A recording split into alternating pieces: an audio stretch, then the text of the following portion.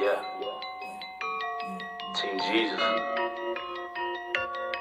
Right side.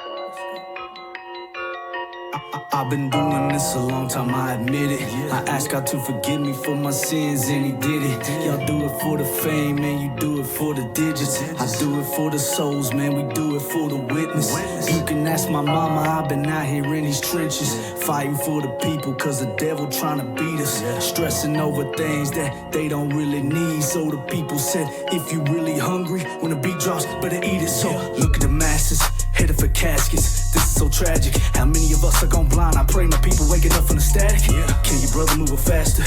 Kill your brother, doesn't matter. Matter of fact, the fact of the matter is at the end it's coming in faster. Hey, living in revelation, just so many revelations. I pray for my people, changing their ways, it's like an amalgamation. We living in revelation, see so much devastation. We killing our babies, it's like, man, abomination. The hate strong, they been hating on me. I tell the truth, man, they don't know me. I know one day they gon' kill me, but really y'all been waiting on it. Waiting so long, might ignore it. Maybe not, might knock the doors down. I know this gon' take my life, so all my people better lock the fort down. Hey, they coming our way. I die for my faith. John the Baptist did the same thing, so bring me my plate. I know I'm safe, cause I called on that name. Before it's all said and done, y'all better do the same thing. Y'all gotta move, y'all gotta move. In 1902, French filmmaker Georges Méliès created a visionary film which seemed to anticipate in many ways the Apollo missions to the moon of the 1960s. Méliès' film, of course, was just a fantasy. And the Apollo missions? Were they real, or were they just a modern and more sophisticated version of the same fantasy?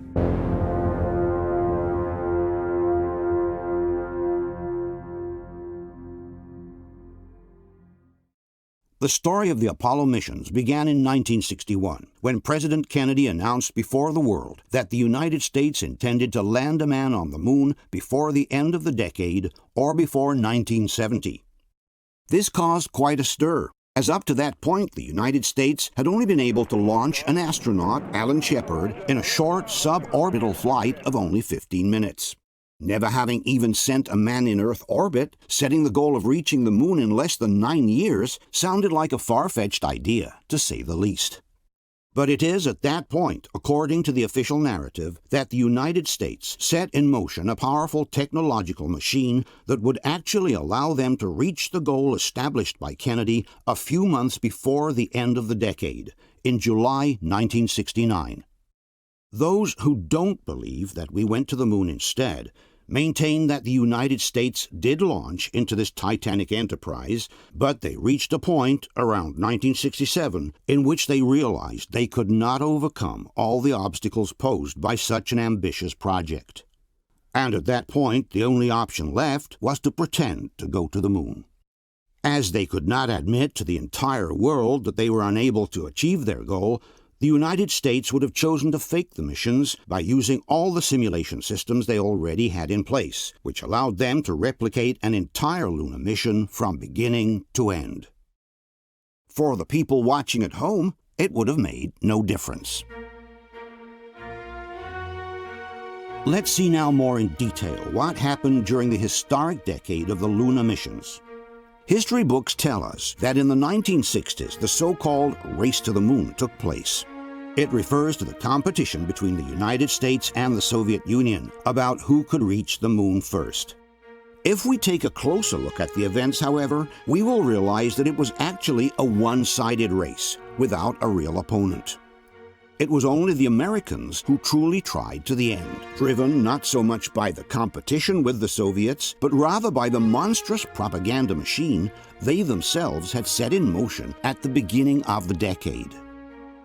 Officially, the so-called race to the moon began on April 12, 1961, when the Soviets managed to put into orbit the first human being, Yuri Gagarin. It was then that President Kennedy asked Vice President Johnson to assess what the actual possibilities were for the United States to beat the Russians into space. This is where a very important figure comes into the picture, NASA Administrator James E. Webb. Johnson consulted with Webb and a few days later returned to Kennedy with an answer. Among the contemplated possibilities, one was to send a man to the moon. 2 weeks later, President Kennedy delivered the following speech in front of Congress. Now it is time to take longer strides. Time for a great new American enterprise. Time for this nation to take a clearly leading role in space achievement. I therefore ask the Congress, above and beyond the increases I have earlier requested for space activities, to provide the funds which are needed to meet the following national goals. First, I believe that this nation should commit itself to achieving the goal, before this decade is out, of landing a man on the moon and returning him safely to the Earth. From that moment on, NASA Administrator James Webb threw all his energies behind the Luna project. From NASA's historical archives, we read, Webb, who had endorsed the Apollo program to Kennedy, now had his priorities fixed on the manned Luna landing, and he reorganized the space agency accordingly. An excellent mediator, Webb managed to gather the support from prominent political figures such as Senator Kerr from Oklahoma. From the NASA archives, we read, Kerr told his congressional colleagues that Webb was enthusiastic about the program and that if Jim Webb says we can land a man on the moon and bring him safely home, then it can be done. This endorsement, concludes the document, secured considerable political support for the Luna project. Behind the scenes, however, Kennedy remained skeptical about such a monumental task. On September 18, 1963, Kennedy summoned Webb at the White House to express his doubts about the Luna project. Thanks to a recently released recording, we can listen to the actual conversation between the two men. If I get reelected, we're not going to go to the moon in our period, are we? No, you're not going. We're not going. You'll fly by it, probably. You think the man landing on the moon is a good idea? Yes, I think it is. Because when you do the same with instruments much cheaper. No, sir, you can't do the same. The lunar landing gave us the impetus to build big boosters and to tailor them specifically for the purpose. Therefore, they're going to succeed. Otherwise, they would not have succeeded or been efficient. But this looks like a hell of a lot of dough to go to the moon when you can learn most of what you want scientifically through instruments. And putting a man on the moon really is a stunt, and it isn't worth that many billions. Only 2 days later, in front of the United Nations, Kennedy made one last attempt to engage the Soviets in going to the moon together. Finally, in a field where the United States and the Soviet Union have a special capacity, in the field of space, there is room for new cooperation, for further joint efforts in the regulation and exploration of space. I include among these possibilities a joint expedition to the moon. Khrushchev's response was not long in coming, but it was certainly not encouraging. 1 month later, at a meeting with the foreign press, the chief of the Kremlin stated, "At the present time, we do not plan flights of cosmonauts to the moon. I have read a report that the Americans wish to land on the moon by 1970. Well, let's wish them success, and we will see how they fly there, and how they will land there, or to be more correct, moon there. And most important, how they will get up and come back. We do not wish to compete in sending people to the moon without thorough preparation." They took off their hats. At that point, Kennedy realized that the die was cast, and that the United States would have to go it alone. This nation has tossed its cap over the wall of space, and we have no choice but to follow it. The day after, in Dallas, John Kennedy was killed. But at that point, the Luna program had been launched and passed directly into the hands of the new president, Lyndon Johnson. In the meantime, the Soviets were still trying to develop a Luna program and were secretly training their cosmonauts for it. But their program ended abruptly for a number of different reasons. The first was the unexpected death of Sergei Korolyov, the father of the Russian space program. During routine surgery in January 1966, Korolyov died. The one figure with the authority and vision to galvanize the system behind the goal of beating the Americans had gone. The man who had launched the first satellite, Sputnik, who had put the first man in orbit, Gagarin, the man who had conceived the entire Soviet space program was gone without leaving a successor. and there was no one capable of replacing him at that point. This led to a series of internal divisions at the top of the Russian Space Agency, which resulted in a streak of dramatic disasters. 4 heavy rockets of the new N-1 kind, designed to reach the moon, exploded during testing on the ground. It was the end of the Soviet Luna program, as described by Roald Sagdaev, the former director of the Russian Space Agency. Very few people remember that in parallel with American Apollo program, Soviets attempted to have their own program. But this Soviet program on kind of counterpart to American Apollo, it failed. It failed because the large rocket, Russian counterpart to Saturn V, exploded several times, even without getting chance to take off the launching site. In the meantime, the situation in the United States was rapidly changing. This evening, I came here to speak to you about Vietnam. I do not have to tell you that our people are profoundly concerned about that struggle.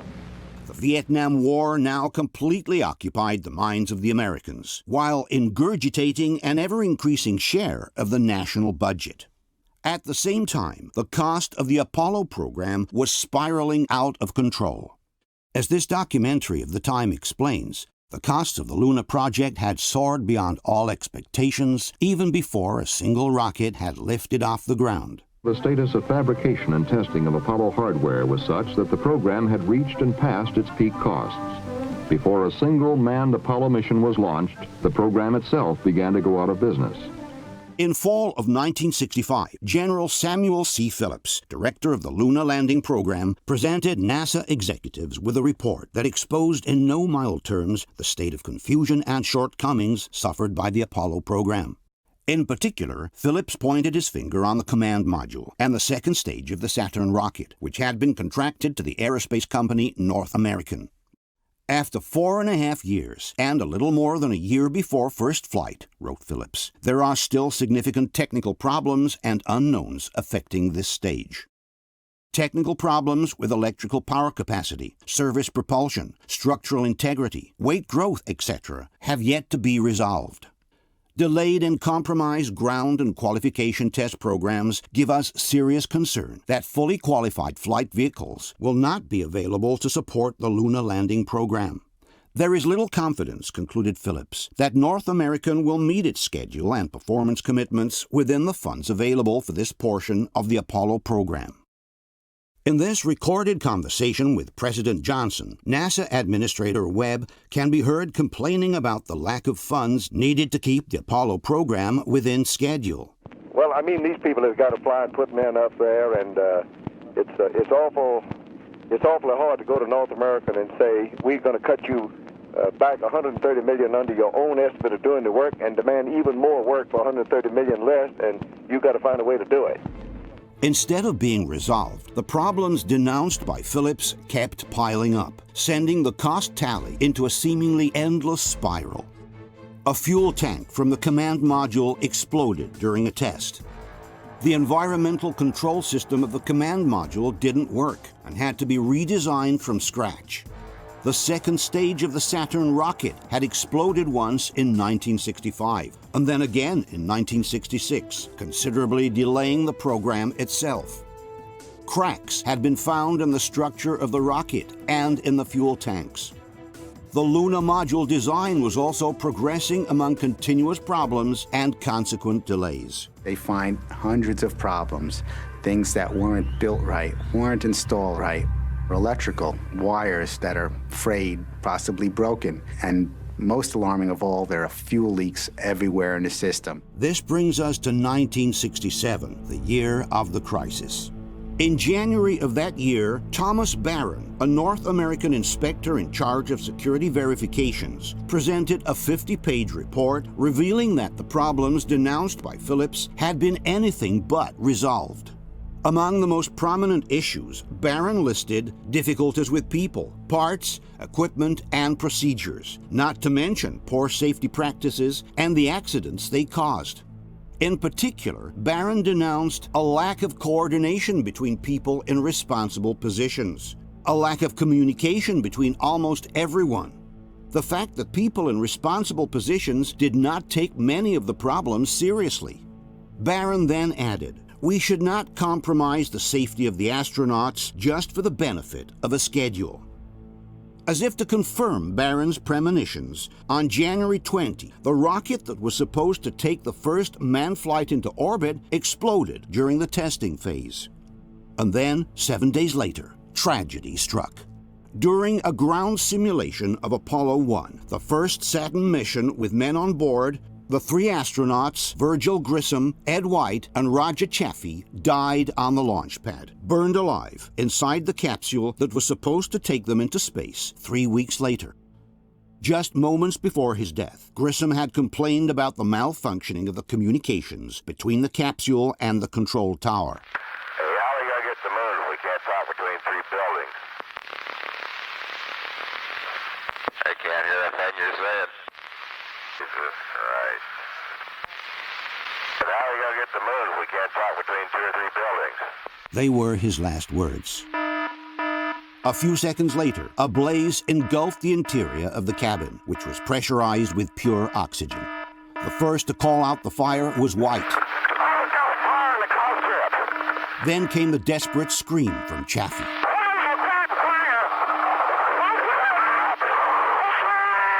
Then, nothing else. In a few seconds, it was all over. The Apollo program was suspended indefinitely, even before a single capsule had been launched into space. The technical commission charged with discovering the cause of the fire was entrusted to astronaut Frank Borman. At the end of the investigation, it was concluded that the Apollo capsule needed to be redesigned from top to bottom. This added another year of delay to the already tight program schedule. At that point, many felt that the Apollo program was over even before it started. That was quite a shock. I almost had to pull over to the side of the road, catch my breath, because I thought, well, this is the end of our future. The program started to just churn. Churn and churn and churn. With the months passing fast, the 1969 deadline was getting closer and closer.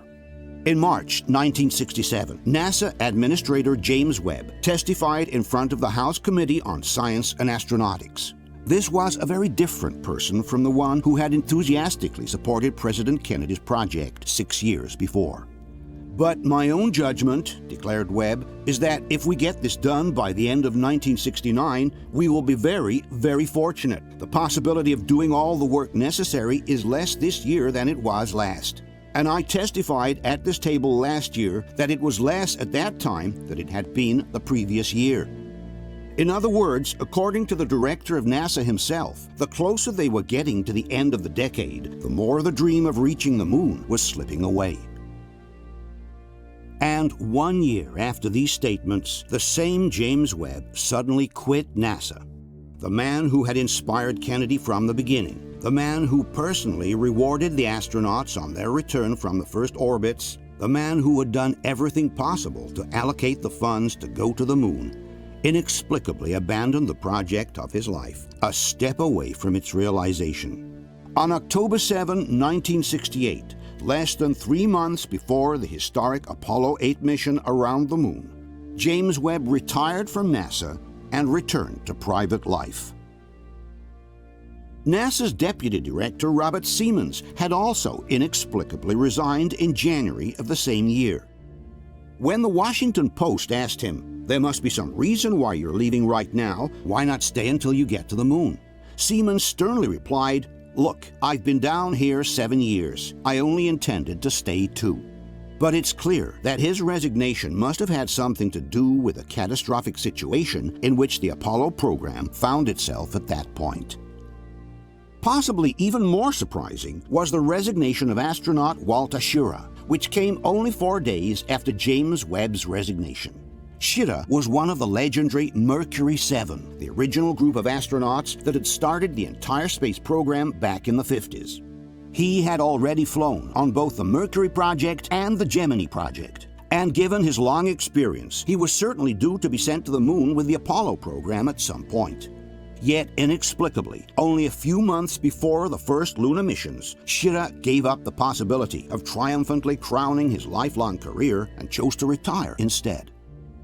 Why these people, who had dedicated the best part of their professional life to the space program, chose to resign just months before the final achievement is a question that remains to be answered.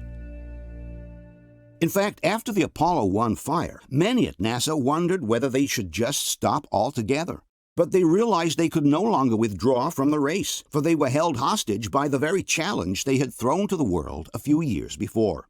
This sentiment was well summarized by Chris Kraft, the former Houston Space Center director. After the fire, I don't think we would have continued had we not made the commitment. The country made the commitment, and they would have looked like a bunch of gooks if they hadn't continued on in the eyes of the world and in their competitive position in the Cold War. It is at this point, according to the alternative theory, that the heads of NASA decided to stage in a studio what they would have not been able to achieve in reality: the moon landings of the Apollo missions. After all, by that time, NASA had developed all the technology needed to simulate a complete mission to the moon and back without ever having to leave the Earth. As we will later see, all they would have needed to do was to use the images produced by the simulators to pretend that they had really landed on the moon. There was another reason why the United States could no longer withdraw from their commitment to go to the moon. It was the domestic public opinion, which had been galvanized by a decade of relentless propaganda, in which the conquest of the moon had been sold to the public like something imminent and certain. These clips from the propaganda films of the time help us to understand the spirit of the era. Sometime in the future, American astronauts will explore the moon. This is the first of the big Saturn V. Someday it will carry 3 men and equipment to the moon and back. In a few short years, this scene of man on the moon will be a reality. This is the Apollo Command Module. A spacecraft like this will one day carry astronauts to the moon and back. This is the lunar module. A similar craft will one day allow 2 astronauts to set gently down on the surface of the moon. Kennedy Space Center, a reality in the preparation for manned lunar landings. The press had done its part as well. More and more often, magazines were publishing articles showing modern man projected to the conquest of space. Adventure books set in space multiplied, making the public ever more familiar with the idea of colonizing other planets. For a nation raised in the myth of the Far West, the new space frontier was only the natural extension for their spirit of conquest. Thus, interplanetary rockets, new satellites, and spaceships of all kinds became every day more familiar for the American public. New guides to space were born every day, such as those published by Hammond or by Doubleday, which illustrated the upcoming Apollo missions in utmost detail. There was even a guide to space for elementary teachers. Kids in schools spent their time building their rockets, dreaming of going to the moon one day. If I ever go to the moon, I think it'll be very fun. I just hope to go very, very soon, and I hope I'm not really that old. Walt Disney had created an entire section of Disneyland dedicated to space travel called Tomorrowland. Meanwhile, Disney regularly published books and comics in which his most famous characters went into space. Then you had children's coloring books, with Daddy taking his kids to visit the moon. You had model books with cardboard rockets and astronauts' figurines to cut out. You had 3-dimensional books describing in detail every aspect of life in a space station. And at the center of everything, there was always the astronaut, the new mythological figure that had replaced the old hero of the West in the popular lore. After 10 years of such relentless propaganda, one thing can be affirmed with certainty. Had NASA not been technically able to send men to the moon, or had it been too risky to do so, they would have had to fake it. They had no alternative at that point. With the entire nation already focused on the new frontier, it would not have been possible to admit the failure of the space project without the U.S. government losing its total credibility in front of its population.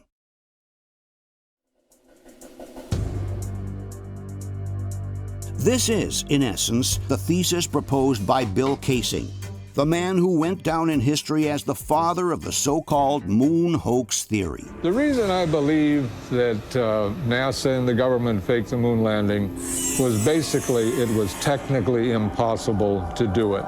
And they simply had to come up with some sort of alternative that they felt the public would believe. Kaysing was a former employee at Rocketdyne, the company that built the engines for the rockets used in the Apollo program.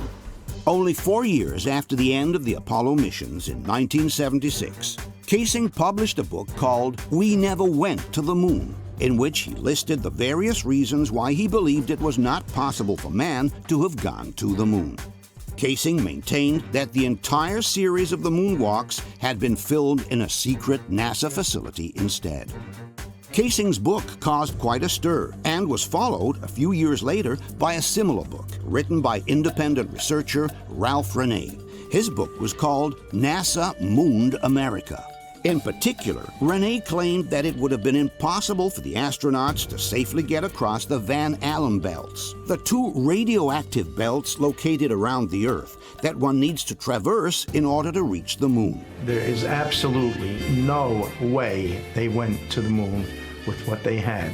In fact, there's no way they can go today. There's no way they can go tomorrow. You don't send man where you haven't sent the monkey.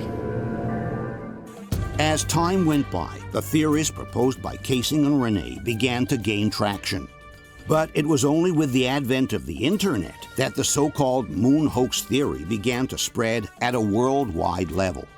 Since the internet, NASA has placed all the pictures taken by the astronauts online in high definition. All the films and TV recordings from the same missions have also been published through their official distributor, a company called Spacecraft Films. Thanks to all this material, any independent researcher can now personally examine all the original footage and pictures from the lunar missions. This has generated a flurry of highly researched books and documentaries that seriously question the fact that man has gone to the moon. Hollywood has also played its part in reinforcing the idea that men never went to the moon. In 1979, only 10 years after the first lunar mission, the film Capricorn 1 was released. Officially, the film told the story of a fake mission to Mars, which NASA staged in a TV studio in order to avoid the real dangers of a mission in space. You don't really think you're going to get away with this? Well, I don't know. It's a chance. Maybe it's not a very good one, but it's a chance. But Capricorn 1 was clearly referring to the recent lunar missions, as in fact the film's slogan read, "Would you be shocked to find out that the greatest moment in our recent history may not have happened at all?" The producers didn't mince words when suggesting that NASA could have easily fooled the entire world with the fake Apollo missions. I believe, had they wanted to, that NASA could indeed have pulled off the greatest hoax of all time, never sent anyone to the moon, and recreated it in a television studio. If they were able to make it look real with a budget of only $4 million, suggested the producers, the same could have certainly been done by NASA, which had practically unlimited funds and resources. And Capricorn 1 is not the only Hollywood film to have suggested that the lunar landings were filmed on Earth. In the James Bond movie, Diamonds Are Forever, Sean Connery accidentally finds himself running across a movie set where the lunar landings are being staged. There he is, behind the rock. Come on!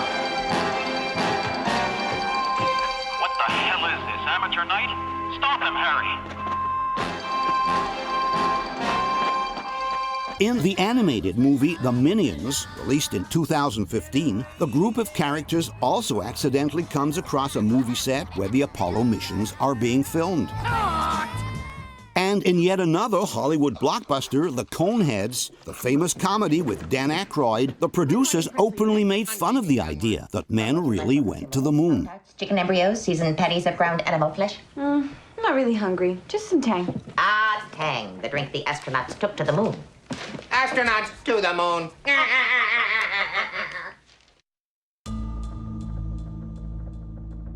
Obviously, there are also those who are absolutely convinced that we went to the moon and openly defend the official narrative by NASA.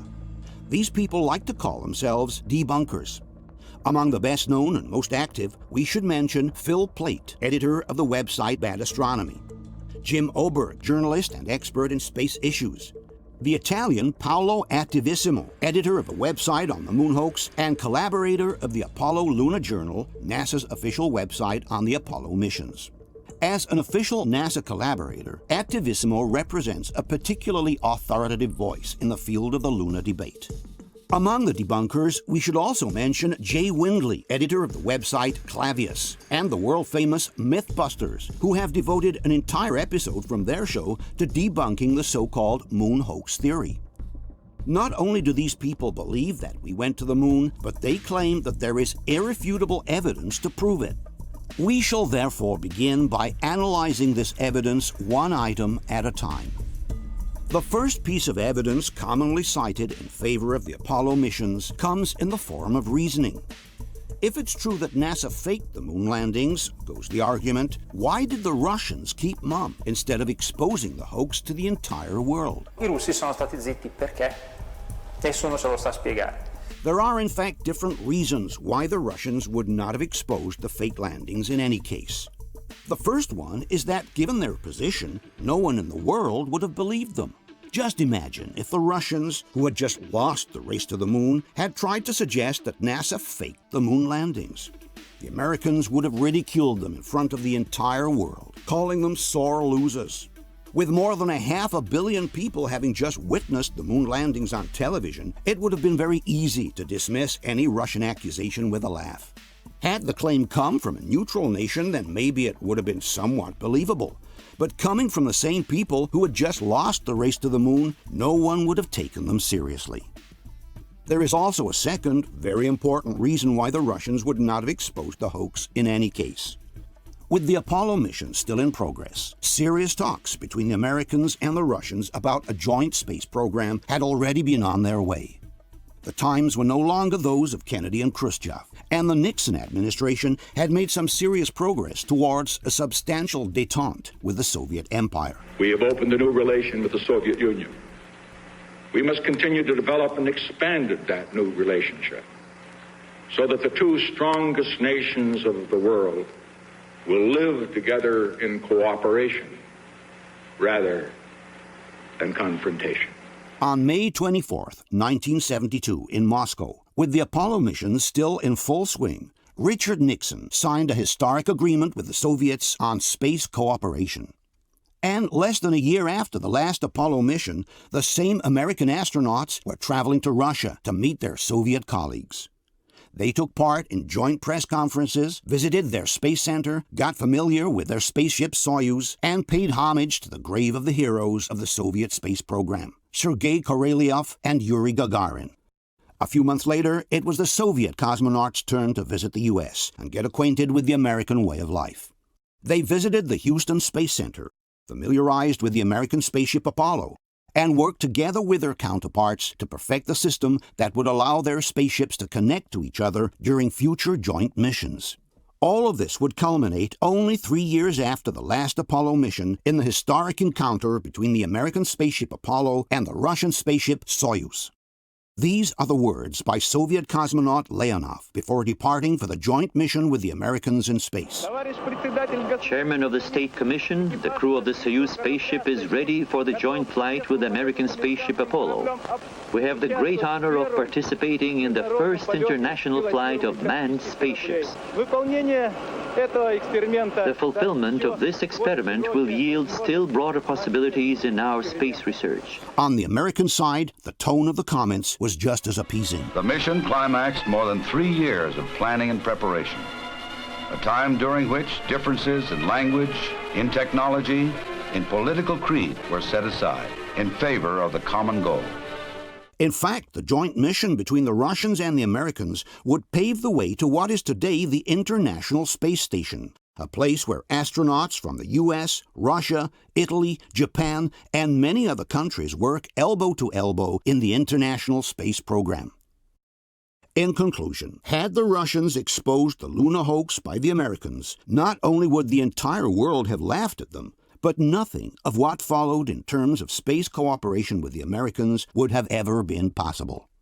Faced with a possible bluff by the Americans, all there would have been left for the Russians to do was to bite the bullet and look at the future with a smile on their face. As old philosopher says, the best part of a good dinner is not what you eat, but with whom you eat.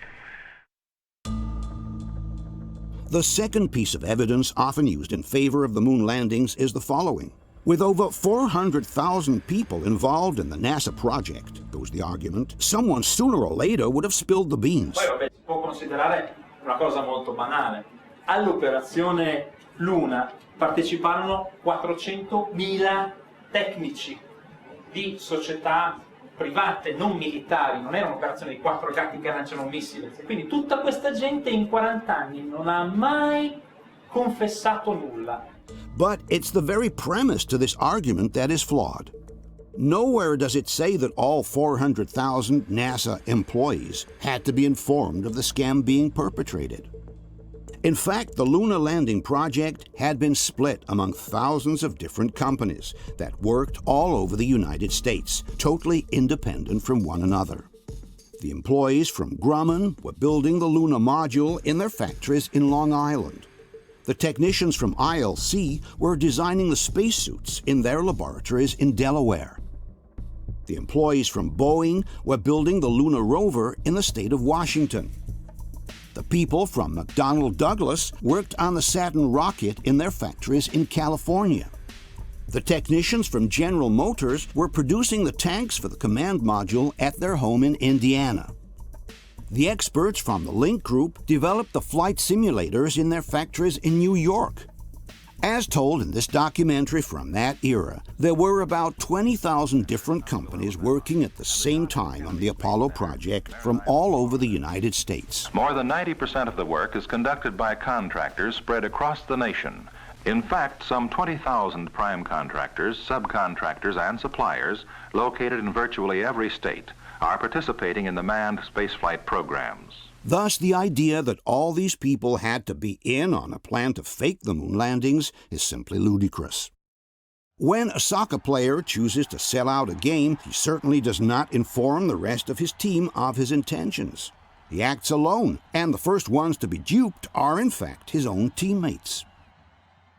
Another example is the so-called Volkswagen scandal. In 2015, it was revealed that the German automaker had deceived the entire world by selling them cars whose engines exceeded the established emission regulations. But this doesn't mean that the entire body of 600,000 workers at Volkswagen had been informed of the scam being perpetrated. All that was needed was a restricted group of managers and technicians in the know, without everyone else necessarily being informed of what was going on. Also, in the case of the Apollo missions, all that was needed was a small group of NASA's top managers who decided to fake the moon landings, while everyone else at the agency would have believed that the missions were real. For the hoax to succeed, for example, it would have been sufficient to take control of the television signal that was received by the stations on Earth. Officially, the images from the first moonwalk were transmitted directly from the moon and were broadcasted in real time by the television stations all over the world.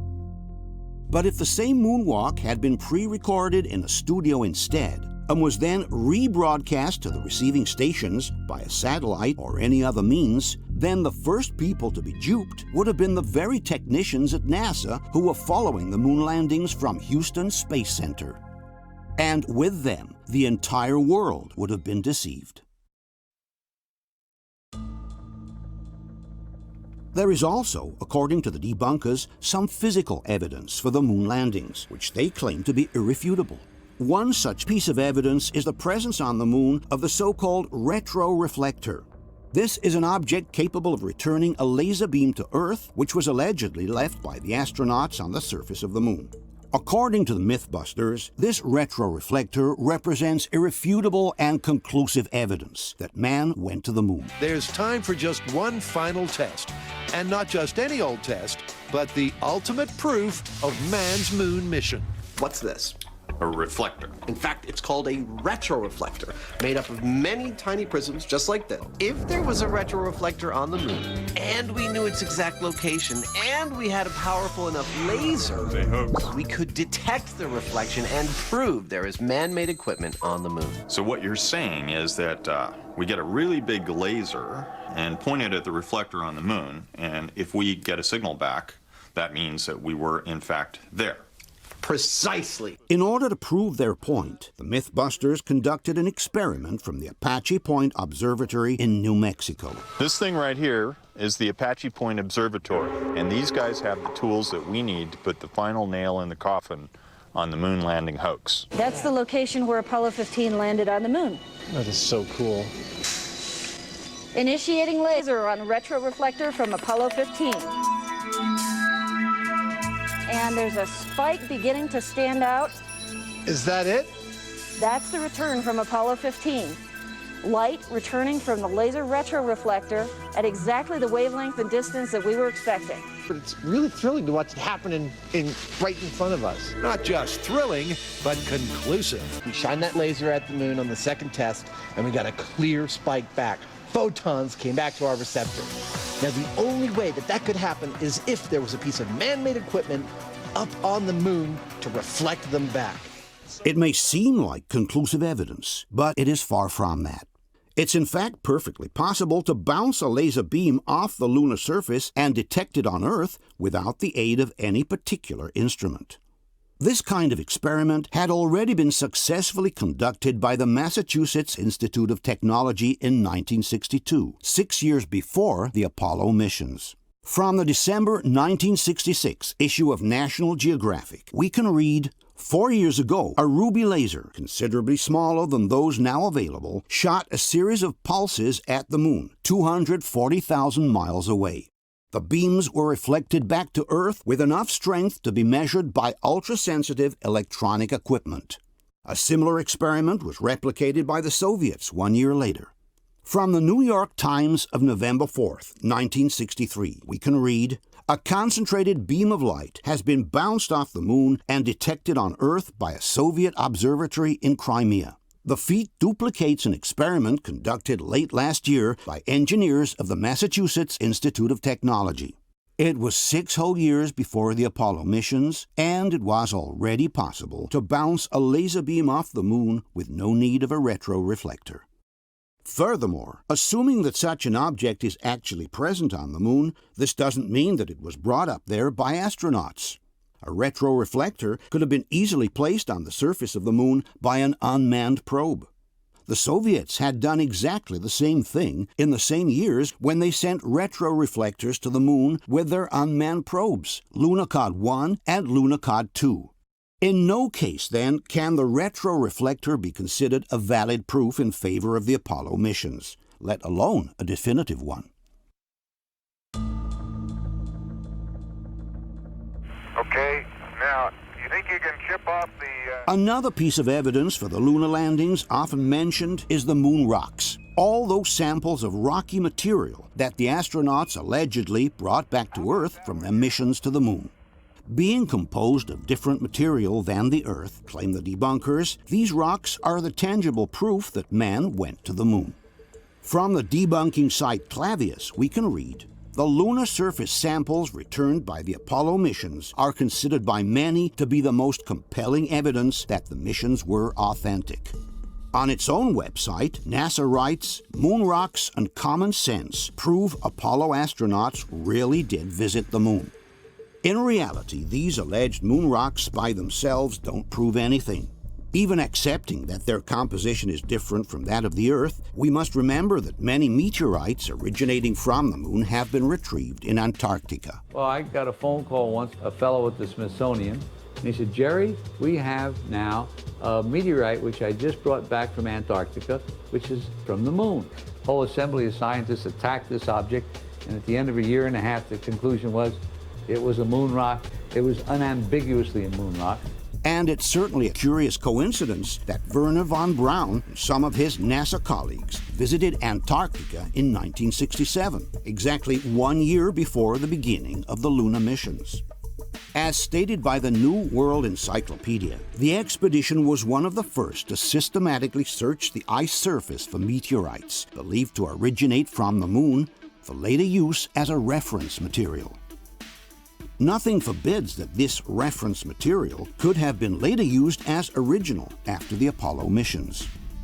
Furthermore, it is possible that the diversity of the lunar rocks was obtained with some special processing here on Earth, as suggested by Bill Wood, an aerospace engineer.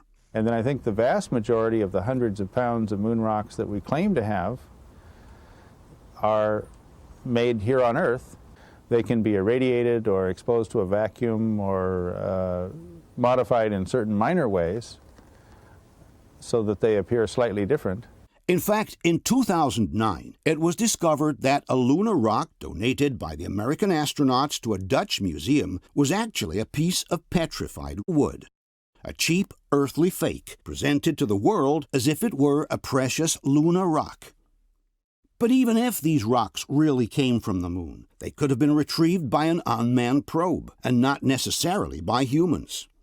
Again, the same thing was done by the Soviets with their unmanned probes Luna 16, 20, and 24.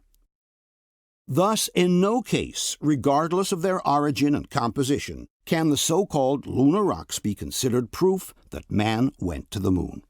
And one is left to wonder, why would NASA feel the need to state that the lunar rocks prove that we went to the moon, when they are the first ones to know that this is definitely not the case? According to the debunkers, the landscapes seen in the Apollo pictures are too large to have been recreated in a studio. Se noi prendiamo le fotografie, questa è la missione Apollo 11, si possono mettere insieme per comporre delle panoramiche.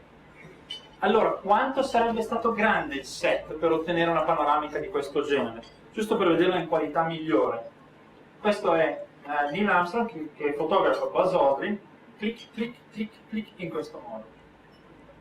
Quindi il set ipotetico avrebbe dovuto essere parecchio grande. In reality, those who support this idea are not familiar with the great illusory capacities of cinematography.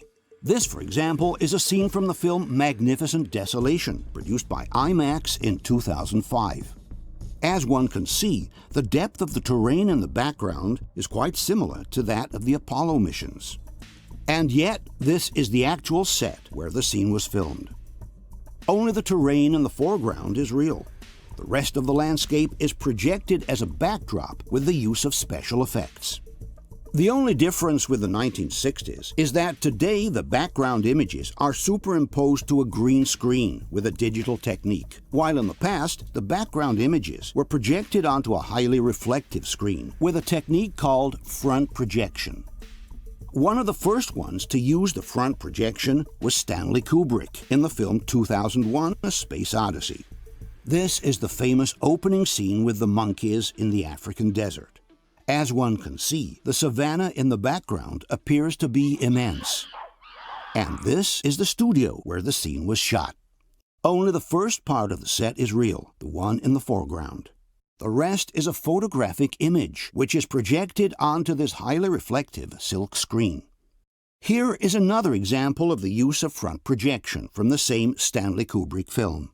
The terrain in the foreground is real, and we are in the studio, while the image in the background is the result of a projection onto a highly reflective screen. One way to know whether the front projection was used is to verify whether there is a continuous separation line between foreground and background crossing the entire image from left to right. This is actually the line separating the real terrain in the studio from the projection screen in the background. And, curiously enough, we notice that in many of the Apollo pictures, a continuous line crossing the frame from left to right is present. This line separates the terrain in foreground from the distant hills in the background.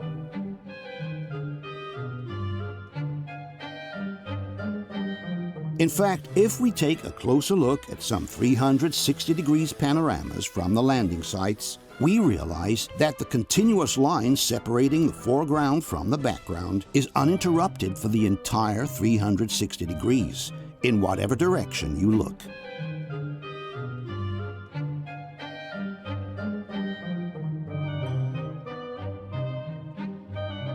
This means that either the astronauts have landed on some kind of truncated cone separated for 360 degrees from the distant hills, or the images have been shot in a studio, and the continuous line separating the foreground from the background is just the separation line between the real set and the projected image.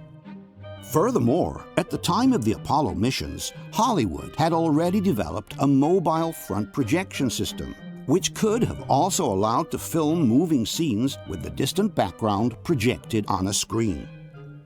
Another technique used to obtain similar results was that of painted backdrops, as in this example from a Hollywood film from the 50s. Nicola Pecorini has worked extensively in Hollywood as a cinematographer, making films for Sylvester Stallone, Terry Gilliam, and many others.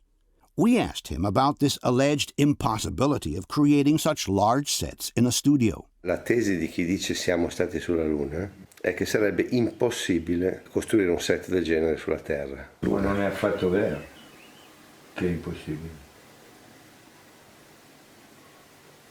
Cioè, dagli anni 30 che fanno set, perché non è che devi costruire il set fisicamente fino là, cioè, tu costruisci e poi ci sono dei backdrops, cioè, i set enormi anche in, come si chiamava, Gone with the Wind, erano dei bei dipinti, i cieli, non è che erano veri cieli. Another technique for which Hollywood is famous is that of miniaturization. Apparently huge situations can be reproduced in a studio to the smallest detail. Small-scale models are also regularly used in Hollywood with great effectiveness. In fact, there are serious suspicions that the images of the lunar module departing from the moon were actually filmed in a studio using small-scale models. In conclusion, if we were to believe that everything we see on a screen is real, we would also have to believe that New York was submerged by a devastating tsunami, that gigantic gorillas can climb the Empire State Building, and that the magical Kingdom of Oz actually exists.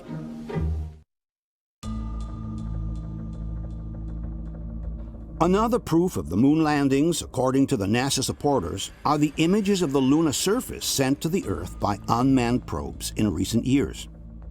In 2009, the American probe Lunar Reconnaissance Orbiter completed a full mapping of the lunar surface, sending back the images of what purportedly are the landing sites of the Apollo missions.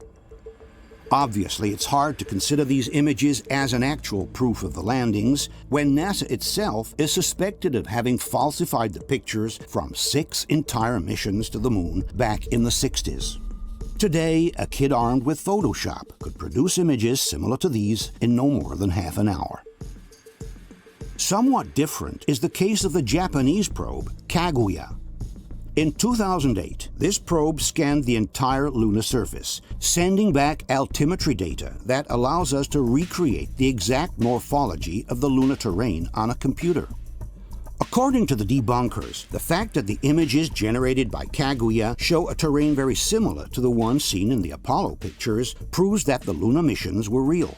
One example often used by the debunkers is the one of Hadley Rill, this large canyon carved on the lunar surface where the Apollo 15 mission allegedly landed. E questo è il risultato. Ovviamente gli oggetti in primo piano non ci sono perché l'altimetro non riesce a definire anche i sassolini più piccoli, ma le colline sullo sfondo sono assolutamente identiche. Allora, come faceva la NASA ad avere delle fotografie quasi 40 anni fa di un luogo sulla Luna con la forma esattamente giusta che poi 40 anni dopo noi siamo riusciti ad andare a verificare? Come faceva? Mistero. In fact, there is no mystery here at all. As confirmed by this 1966 documentary, NASA had already sent probes to photograph the lunar landing sites from up close well before the Apollo missions had started. Charting actual landing sites for the astronauts is the job of Lunar Orbiter. 2 of the 850-pound satellites have orbited the moon, photographing and mapping wide areas, sometimes sweeping as low as 25 miles above the surface. Here are some of the pictures helping to determine the height and slope of lunar mountains and the depth of craters. So accurate had been the photographic surveys that NASA had been able to build a gigantic moon globe which replicated the entire lunar surface in utmost detail. All it would have taken at that point was to film the moving surface of this globe using, for example, this circular rail to give the impression of really flying around the moon. Furthermore, for the Hadley Rail area in particular, NASA had built a three-dimensional model reproducing the Apollo 15 landing site to the smallest detail. This three-dimensional model was then hung from a ceiling upside down and was illuminated by special lights that simulated the sunlight. By filming the model with this special camera, which could get as close as a few inches to the surface, NASA was able to film the entire lunar landing approach as if it were the real thing. The images were sent to the monitors in the simulator, making them look like actual images seen from the window of the lunar module. This documentary from NASA explains how the lunar landing simulator worked. To the left of the simulator is a three-dimensional mosaic of the moon's surface. Through closed-circuit television, it presents typical lunar landing displays marked by craters, mounds, and boulders. The mosaic gives the astronaut a realistic feel for his final landing approach. Lunar module motion is simulated by moving the map up and down for vertical motion. A camera on a dolly track provides lateral movement. Lights around the camera lens simulate lunar lighting conditions. With these two simulators, a crew can practice the basic flight elements of the Apollo mission from launch complex to landing on the moon and return to Earth. As one can see, the images produced by the simulator are so similar to those of the actual landing that the initial argument by the debunkers can be reversed. Not only was NASA able to replicate the exact morphology of the landing sites in the studio, but they could have, in fact, simulated the entire lunar landing using the very images from their simulator without the need of actually going to the moon.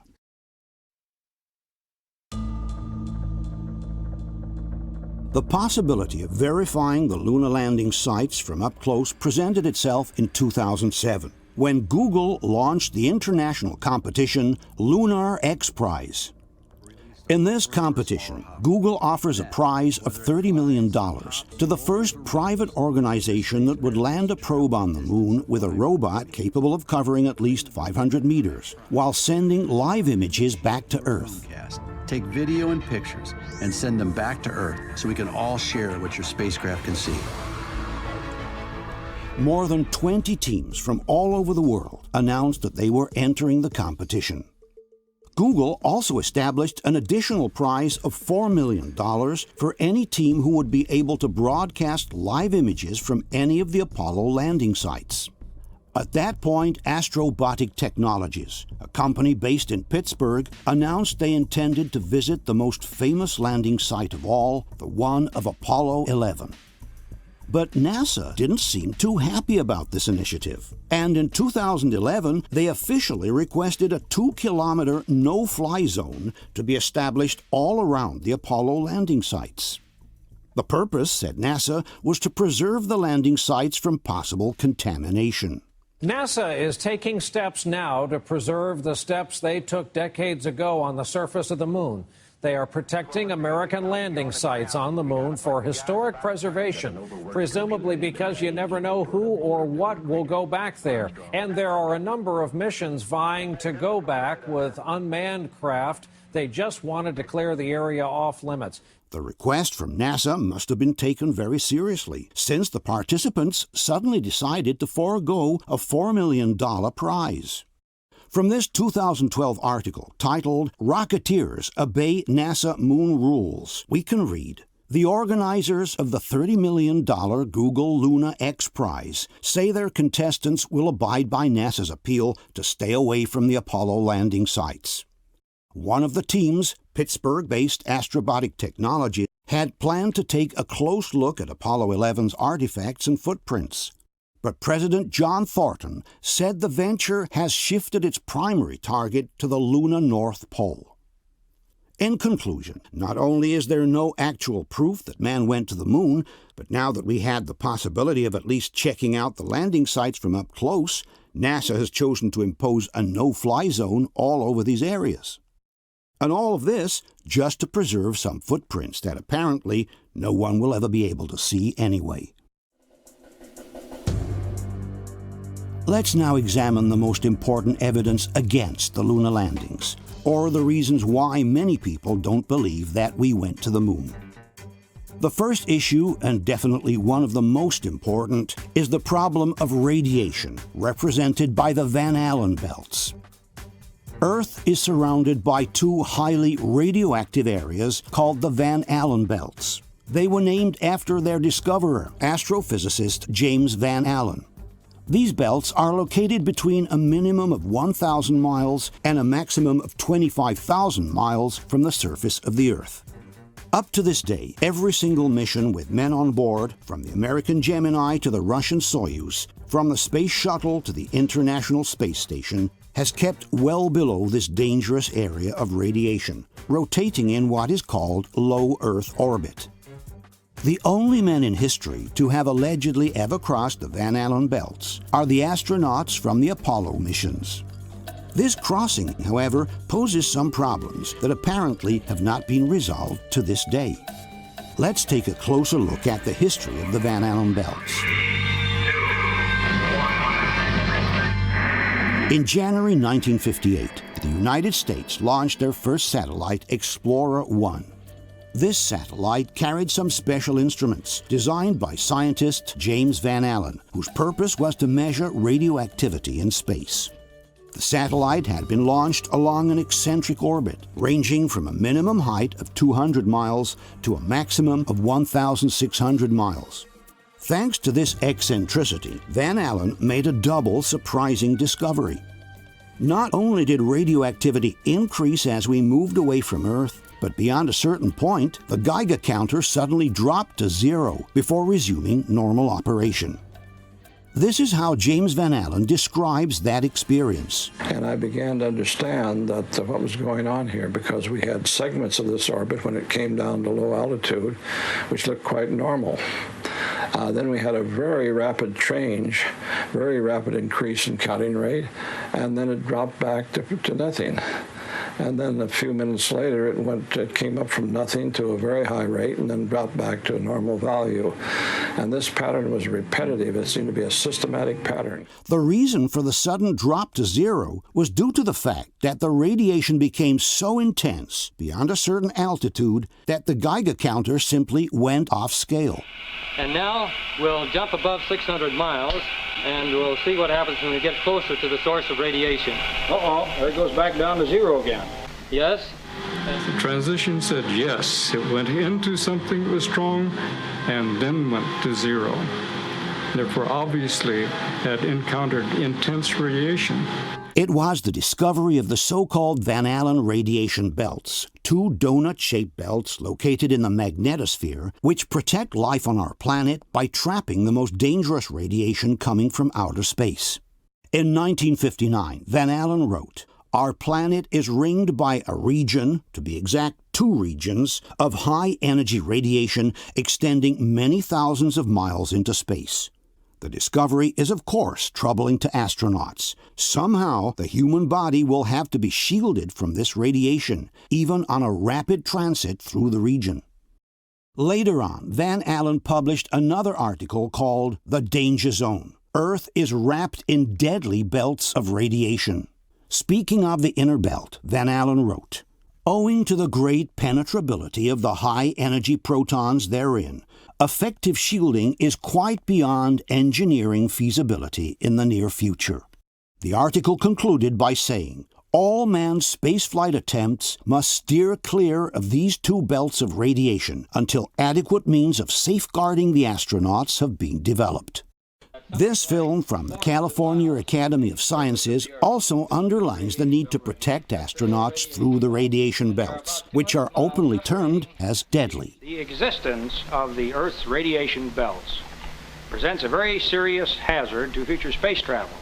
What is the intensity of this radiation? What does it consist of? How much shielding will the first space travelers need in order to penetrate these deadly areas of radiation safely? The need to develop new technologies to protect men from radiation had been clearly recognized by President Kennedy himself. Third, medical space research may lead to new safeguards against hazards common to many environments. Specifically, our astronauts will need fundamentally new devices to protect them from the ill effects of radiation. The Soviets also feared the effects of radiation in open space. Of course, we were worried to go out into the unknown of space. Of course, we were fearful. We had no idea how a human would be affected by the radiation. We suspected that possibly the radiation could even penetrate through the craft itself. In fact, NASA had taken the problem quite seriously, developing a system to study human tolerance to the effects of radiation. At Kirtland Air Force Base, New Mexico, development of a plastic man with the same atomic composition as human tissue enabled scientists to accurately determine the depths of radiation penetration as well as doses without actual human exposure. But then something curious happened. When the time to launch the first astronauts towards the moon came, the problem of radiation magically seemed to disappear. Without developing any particular method of protection, and without even having sent a monkey through the radioactive belts, in 1968, the Apollo 8 mission was launched towards the moon. It would have been the first human mission to cross the Van Allen belts. The ship carrying the 3 astronauts had only a very thin aluminum covering, and no specific protection against radiation whatsoever. No, the walls of the craft were made as thin and light as possible. The Apollo capsule itself was made unusually thin. In fact, they couldn't even initially carry enough air inside to be the equivalent to sea level air pressure. They ran it at reduced pressure in order to be able to make the walls thinner. Frank Borman, Jim Lovell, and Bill Anders were the first 3 humans to ever venture across the radiation belts. And yet, during their trip to the moon, that crossing seemed to be the least of their worries. These are the 3 astronauts broadcasting from somewhere halfway between the Earth and the moon. It seems that the most interesting thing to talk about is the behavior of the toothbrush in absence of gravity. You can see Bill's got his toothbrush here, demonstrates how things float around 0G. In the Apollo 8 mission report, a 250-page document filled with technical information of all kinds about the mission just completed, the crossing of the Van Allen belts is not mentioned once, not even in passing. It was as if the problem of radiation, with all the dangers described by Van Allen, suddenly had never existed. After Apollo 8, another 8 missions followed the same route, each crossing twice, one on the way out and one on the way back, the Van Allen radiation belts. Some debunkers maintain that the problem with the Van Allen belts was solved by plotting an exit and re-entry course that would avoid the thickest area of radiation. In this regard, the debunking website Clavius writes, "The Apollo navigators plotted a course through the thinnest parts of the belts. Each mission flew a slightly different trajectory, but the orbital inclination of the translunar coast trajectory was always in the neighborhood of 30 degrees. A spacecraft following that trajectory would bypass all but the edges of the Van Allen belts." In his book, Activissimo also wrote, "To get around them or to cross the less intense zone, you just need to follow an inclined path, which was done by all the Apollo vehicles, both on the way out and on the way back." But this statement is contradicted by NASA itself. For example, in regards to the Apollo 14 mission, NASA writes, "The translunar injection trajectory lay closer to the plane of the geomagnetic equator than that of previous flights, and therefore the spacecraft traveled through the heart of the trapped radiation belts." Despite this, NASA has always dismissed the radiation problem, publishing data on the doses allegedly received by the astronauts well below the danger levels. In this regard, NASA wrote, "Apollo astronaut doses were negligible in terms of any medical or biological effects that could have impaired the function of man in the space environment." In fact, according to the debunkers, a lunar mission of a few days like the Apollo missions entails a total of radiation equivalent to 1 X-ray scan, or 3 years of life on Earth. problem solved then? Obviously, Van Allen must have been mistaken when he said that it would have been necessary to protect the astronauts through the radiation belts, even on a rapid transit through the region. At this point, though, we are left in a conundrum. If it's true that the problem was so brilliantly solved in the 60s, why are the Van Allen belts being called dangerous again, now that NASA wants to travel to the moon with the Orion project? My name is Kelly Smith, and I work on navigation and guidance for Orion. We are headed 3,600 miles above Earth, 15 times higher from the planet than the International Space Station. As we get further away from Earth, we'll pass through the Van Allen belts, an area of dangerous radiation. Radiation like this could harm the guidance systems, onboard computers, or other electronics on Orion. Naturally, we have to pass through this danger zone twice, once up and once back. But Orion has protection. Shielding will be put to the test as the vehicle cuts through the waves of radiation. Sensors aboard will record radiation levels for scientists to study. We must solve these challenges before we send people through this region of space. What does it mean, we must solve these challenges before we send people through this region of space? In the 1960s, the radiation received by the astronauts was the equivalent of a simple X-ray. And today, we must solve these challenges before we send people through this region of space? We are thus faced with a puzzling situation. Up until 1968, the Van Allen belts were considered very dangerous by the scientific community at large. Then, during the Apollo missions, they were suddenly no longer dangerous and could be safely crossed, while in recent times they have gone back to be considered very dangerous. Even modern astronauts, curiously, admit that we are currently unable to go beyond the low Earth orbit, and that perhaps one day we may be able to reach the moon and other planets. The plan that NASA has is to build a rocket called SLS, which is a heavy lift rocket. It's something that is much bigger than what we have today, and it will be able to launch the Orion capsule with humans on board, as well as landers or other components to destinations beyond Earth orbit. Right now, we only can fly in Earth orbit. That's the farthest that we can go. And this new system that we're building is going to allow us to go beyond and hopefully take humans into the solar system to explore. So the moon, Mars, asteroids, there's a lot of destinations that we could go to, and we're building these building block components in order to allow us to do that eventually. And certainly this interview with astronaut Alan Bean doesn't help us clarify the situation. As a crew member of the Apollo 12 mission, Bean is theoretically one of the very few human beings to have ever crossed the Van Allen belts. And yet, not only isn't he sure of having ever reached them, but in fact he doesn't even know where the belts are located. Any ill effects from the Van Allen radiation belts? No. Now, I'm not sure we went far enough out to encounter the Van Allen radiation belt. Maybe we did. And listen to Bean's reply when he is told that the Van Allen belts are located between the Earth and the Moon. The belts are 1,000 miles to 25,000 miles above the Earth. Then we went right out through them. It's a curious response indeed. After all, Attivissimo himself wrote in his book, all astronauts are trained in plotting trajectories, rendezvous, and orbits by using a ruler, and in orientation by using the stars. Are we truly to believe that one of the few astronauts who ever crossed the Van Allen belts doesn't even know where they are? Or maybe Alan Bean, in a moment of distraction, has let an uncomfortable truth slip out by mistake. I'm not sure we went far enough out to encounter the Van Allen radiation belt. Question. Can you explain why NASA, despite everything Van Allen had written on the dangers of radiation, has sent the first astronauts through the radioactive belts without any specific protection and without even sending a monkey first in order to evaluate the effects of radiation on a biological organism as complex as the human being? If it were true, like the debunkers maintain, that a lunar mission entails a total of radiation equivalent to an X-ray, why does NASA describe today the Van Allen belts as an area of dangerous radiation?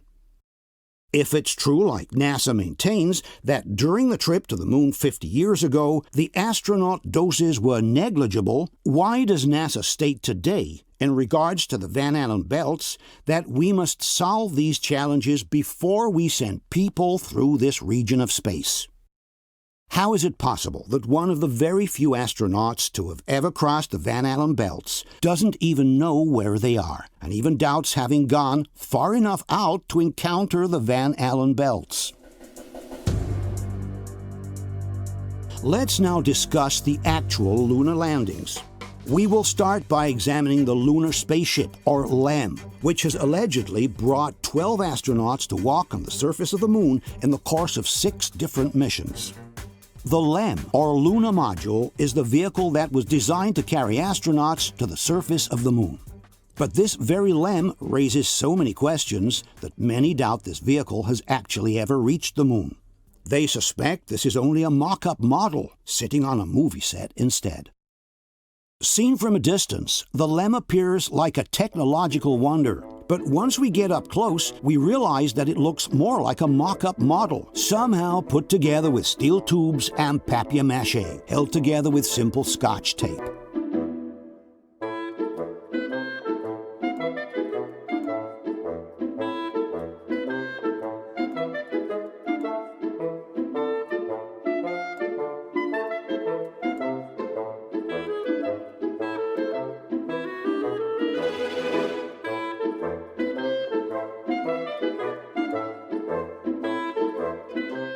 What immediately catches the eye is the large amounts of Scotch tape haphazardly placed here and there, as if it were a last-minute job. With temperatures that can reach over 200 degrees in the sun, doesn't seem like a smart idea to use Scotch tape everywhere. The debunkers, however, claim that there is a specific reason for the use of Scotch tape. Una delle teorie, per esempio, è che il modulo lunare è rivestito di lamierino. Si vede addirittura che è unito con lo scotch, quindi era un simulacro di cartapesta.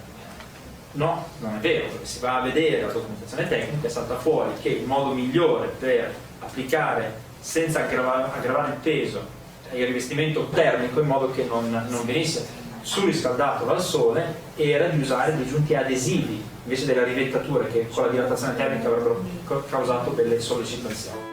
But this explanation doesn't stand to scrutiny. As one can see, the LEM is full of metal rivets everywhere. There is therefore no explanation for the sloppiness in the construction of the lunar module, with the engines covered with aluminum foil, the external panels not even lining up with each other, and the Scotch tape that seems added at the last moment, just to keep together pieces that would otherwise fall apart. The lunar module cost over $2 billion at the time, which is the equivalent of $21 billion in 2016 currency. Are we truly to believe that NASA has spent all this money to send a vehicle covered with loose pieces of cardboard into space? The second problem posed by the LEM is that there is no crater in the sand caused by the jet of the engine during the landing.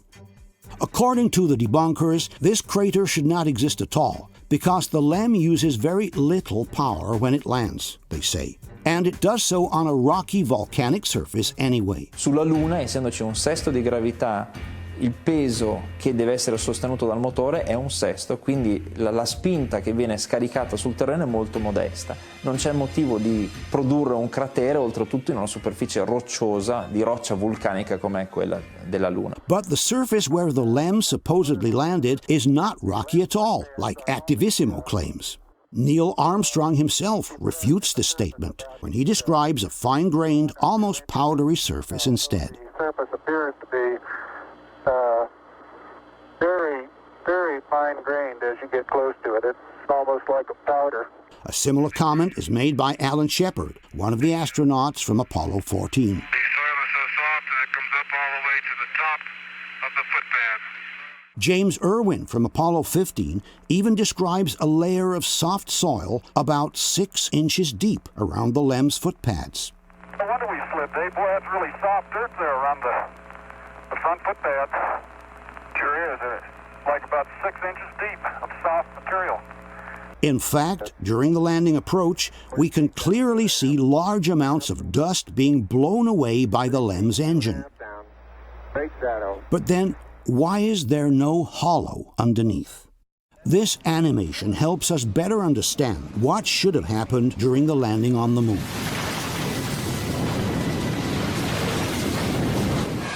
Just like this leaf blower, which blows away the dust on the surface and reveals the hard rock underneath, we would expect to see a hollow in the sand under the LEM, revealing the hard terrain under the surface.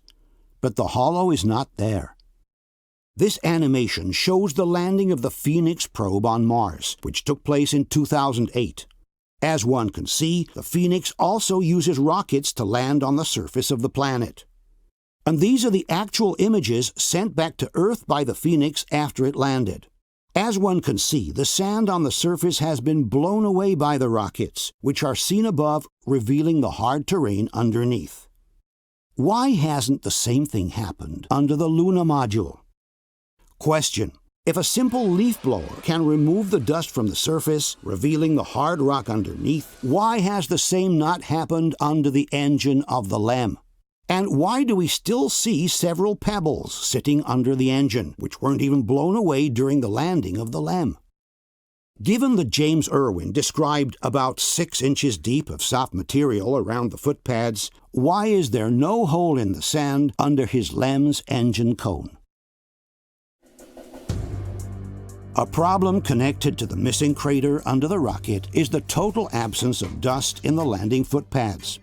If this is the dust being blown in all directions during the landing, why is there no trace of the dust in the footpads whatsoever? In this case, Attivissimo seems to have a very particular explanation as well. La prima missione era molto sperimentale e gli ordini erano: appena tocchi il suolo devi spegnere il motore. Invece era tanta l'emozione e la tensione di quel primo allunaggio che non si sono ricordati di spegnere il motore. Lasciando il motore acceso, spazzano via tutta la polvere che c'è intorno al modulo lunare ed è per questo che le zampe sono pulite. But the statement by Attivissimo is demonstrably false. All one has to do is check the original video from the landing of Apollo 11 to realize that Armstrong orders the engine shut off right after the contact lights have come on, which is before the LEM actually touches the ground. Contact light. Okay, engine stop. APA at a descent. Also, in this statement released after the mission, Armstrong confirms that the engine shutoff took place just before the LEM touched the ground. In any case, the engine shutdown was not very high above the surface. It was quite close. Furthermore, the absence of dust in the footpads can also be noticed in other missions, such as Apollo 12 or Apollo 14, which means the explanation by Attivissimo is not valid anyway. In any case, the debunkers must make up their mind. You cannot maintain that the jet from the engine was too weak to create a hollow in the sand, and yet strong enough to completely blow off the sand from the footpads during the moon landing. One of the two statements must be false. We then ask the following questions. Given that this is the amount of dust thrown around by the descent engine, why is there no dust whatsoever in the LEM's footpads? How is it possible that the jet from the engine is at the same time strong enough to wipe the footpads clean, but weak enough not to even form a crater in the sand during the moon landing? Let's now examine one of the most important problems regarding the LEM: the absence of a visible flame under the engine during the departure from the moon. The Luna module consisted of 2 separate blocks placed one above the other. Each block was equipped with an independent engine. The first one was used to land the entire spaceship on the lunar surface.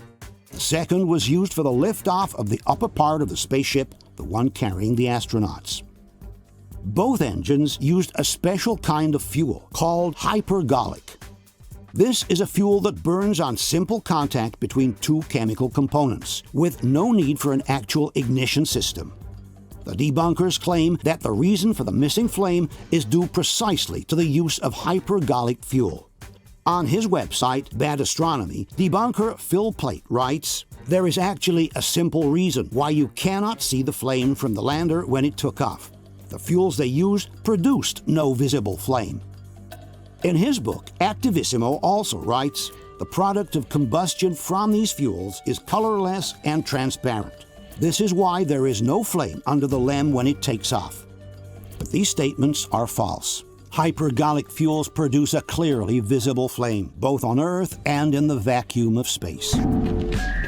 This is a test from the engine of the rocket SpaceX, which uses hypergolic fuel. As one can see, the flame is clearly visible during the combustion. And this is a test of the LEM's ascent engine, exactly the one we are discussing now. To keep it simple, it used so-called hypergolic propellants, a rocket fuel and an oxidizer that explode on contact. The long flame from the hypergolic fuel is clearly visible under the LEM's engine during combustion. In the original images from the Apollo missions, however, there is no visible flame. This is Apollo 15, lifting off from the moon. This is Apollo 16, and this is Apollo 17. In all cases, there is no visible flame under the engine during liftoff. Some might think that hypergolic fuel, which is clearly visible on Earth, for some reason may become invisible in the vacuum of space. But it is not so, and there are several examples to prove it. This is a Draco engine, which uses hypergolic fuel tested in a vacuum chamber. As one can see, the flame produced by the engine is clearly visible. The Space Shuttle also uses hypergolic fuel for its orientation rockets, and the emissions from the rockets are clearly visible during the maneuvers in the vacuum of space. This is another image from the shuttle maneuvering in space. The jet from the hypergolic fuel is clearly visible. This is a Soyuz spaceship, filmed as it approaches the International Space Station. The Soyuz also uses hypergolic fuels for its directional rockets, and also in this case, the jets are clearly visible despite being in the vacuum of space. In fact, they are even more visible because they are pitched against the blackness of space. All these examples show how hypergolic fuels are also clearly visible in the vacuum of space. We then ask the following question. Given that this is the LEM's ascent engine tested on Earth, why is there no visible flame under it when it takes off from the moon? Not only does the LEM engine not release any flame from the nozzle, it also seems to produce no particular noise. This is the noise produced by the LEM's ascent engine during a ground test. Yet during the ascent from the moon, no particular noise can be heard inside the cabin. Very smooth. Let's couple off. Only the calm voice of the astronauts, with no engine noise in the background. Very quiet ride. There's that one crater on there. Some debunkers claim that the engine sound gets dispersed into the vacuum of space outside the cabin, and therefore no particular noise should be heard from the inside. But the cabin is pressurized, and the engine is located right in the middle of it, between the two astronauts. This NASA technician shows us exactly where the engine is located inside the LEM. This is the upper docking hatch through which the astronauts will enter the LEM from the command and service module. They will step down here on the ascent engine cover. The engine we looked at before is right on the other side of this cover. And the very website Clavius states that the ascent engine is mounted inside the spacecraft, not attached to the bottom of it. Attivisimo also confirms that the astronauts inside the LEM are literally sitting on the engine. Praticamente basta avere un cilindro di latta con un motore sotto e gli astronauti americani erano seduti letteralmente sul motore, cioè ce l'avevano qua. Thus, the engine, which is in direct contact with the pressurized environment of the cabin, should definitely be heard. Another explanation by the debunkers for the lack of engine noise is that the microphones used in aerospace for pilots and crew are built to operate in a noisy environment. You have to speak very close to the microphone in order for the sound to be picked up. But there is no such thing as magic microphones capable of fully excluding the background noise. If the engine noise can reach the ears of the astronaut, it will necessarily be picked up by the microphone as well. Furthermore, during the liftoff of Apollo 15, a curious thing happened. Moments after takeoff, one of the astronauts turned on a portable recorder placed inside the cabin in order to have some musical background. Good liftoff. Automatic.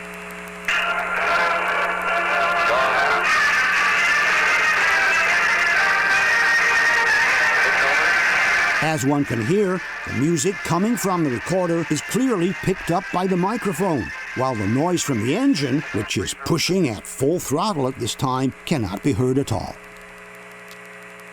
Question. Given that, as confirmed by the debunkers, the astronauts are literally sitting on the engine, why don't we hear any sounds from the engine during liftoff? Given that during the Apollo 15 liftoff, we are even able to hear the music from the tape recorder in the cabin, why don't we hear the sound of the engine as well? The liftoff from the moon is possibly the most delicate moment of the entire mission. The astronauts must keep their total concentration, and they must be able to communicate with one another instantly in case something were to go wrong. Why then put their safety at risk by playing loud music inside the cabin, which could have distracted them from the operations and could have kept them from communicating clearly in a moment of distress? Obviously, in order to verify whether the lunar module was actually capable of landing and taking off from the moon, all one would have to do is to take the original designs from the LEM and feed them into a modern simulation computer. With today's computers, it would be very easy to verify all of the LEM's functionalities without the need of actually sending the machine into space. Unfortunately, though, the original designs from the lunar module are nowhere to be found. Apparently, Grumman, the construction company, chose to get rid of them because they took up too much space. To justify this incomprehensible act, the debunking website Clavius writes, Grumman is an aerospace engineering firm, not a museum. It did not wish to house the 100,000 cubic feet or so of design documentation at its expense. But then, why not donate them to a museum? The LEM is the only machine that has ever carried human beings onto another celestial body. Its historical value is unique, and there must be dozens of museums around the world that would have killed just to be able to display its construction designs.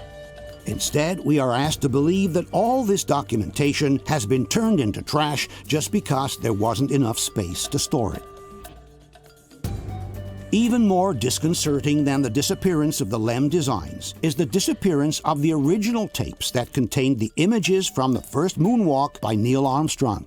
Now, nearly 40 years after the first moon landing, NASA has confessed that the original film depicting Neil Armstrong's giant leap has been lost. Well, not lost, says NASA, just can't be found. We are simply talking about the single most important document in the history of mankind.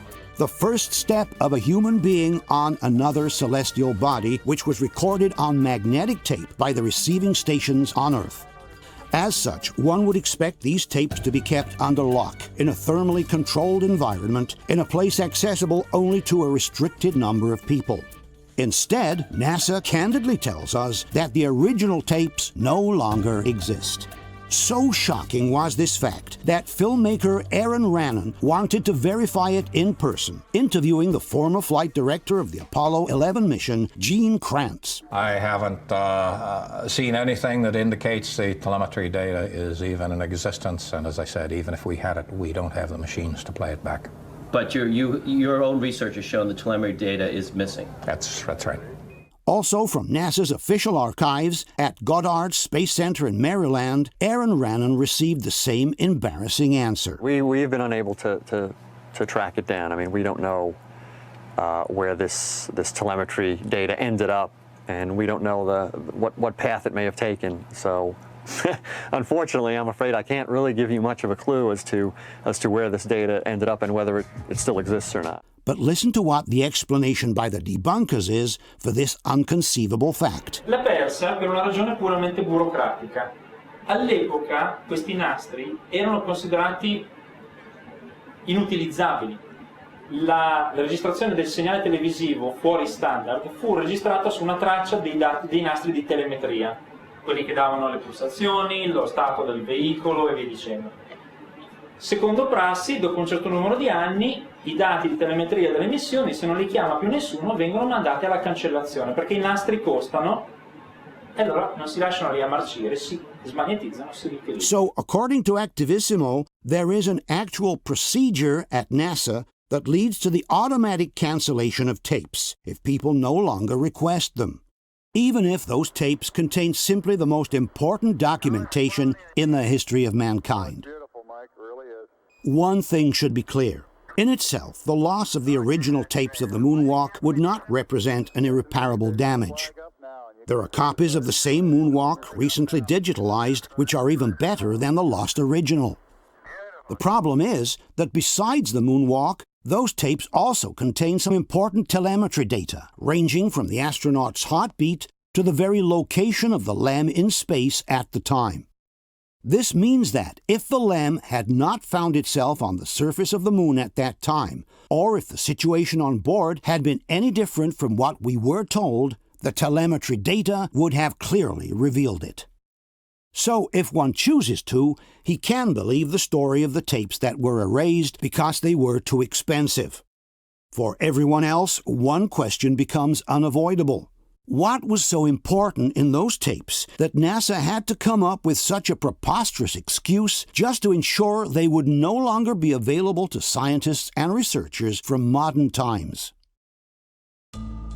Let's now take a closer look at the telecommunications between Earth and the Moon.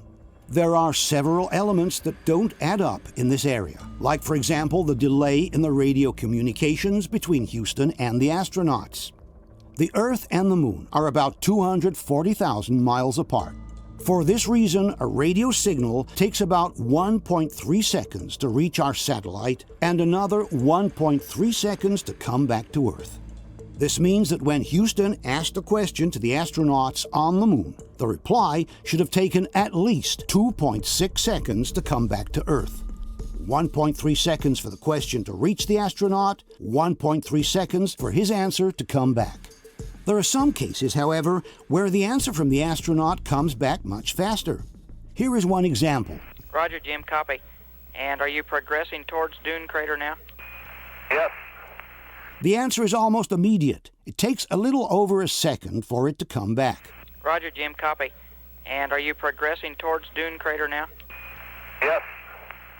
This is the soundtrack from the original audio. This segment contains the question coming from Houston, and this is the answer by the astronaut.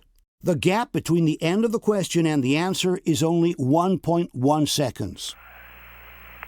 Roger, Jim, copy. And are you progressing towards Dune Crater now? Yes. Too short for this communication to have really come from the Moon.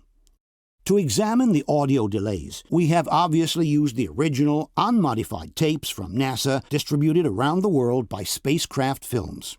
If there is one thing everybody agrees on, it's that the DVDs by Spacecraft Films are the only originals that can be used as reference for any kind of research. Paolo Attivissimo confirms this in one of his conferences. Poi ci sono i DVD come questo qui, Apollo 11, c'è tutta la serie, sono tutte le trasmissioni televisive che sono state fatte in diretta, lo sbarco, tutto. Quello è il riferimento. Se c'è una falsificazione è lì che la dobbiamo cercare, non è sulla copia trovata su YouTube. Questa è la versione di riferimento. In this conference, Attivissimo also confirms that the original tapes are unedited and uncut. DVD come questo, che si possono comprare tranquillamente su internet o dove volete, contengono tutte le riprese originali. Tutto. Senza censure, senza tagli, senza rimontaggi, esattamente così come è arrivato. The same thing is confirmed by Clavius, one of the most authoritative debunking websites on the Luna issue.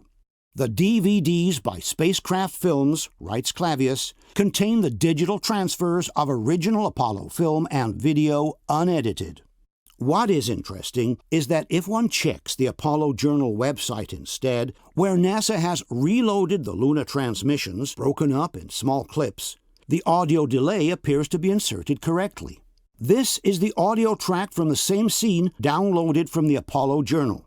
The question coming from Houston is unchanged, while the answer seems to have been moved up to some 4 seconds later.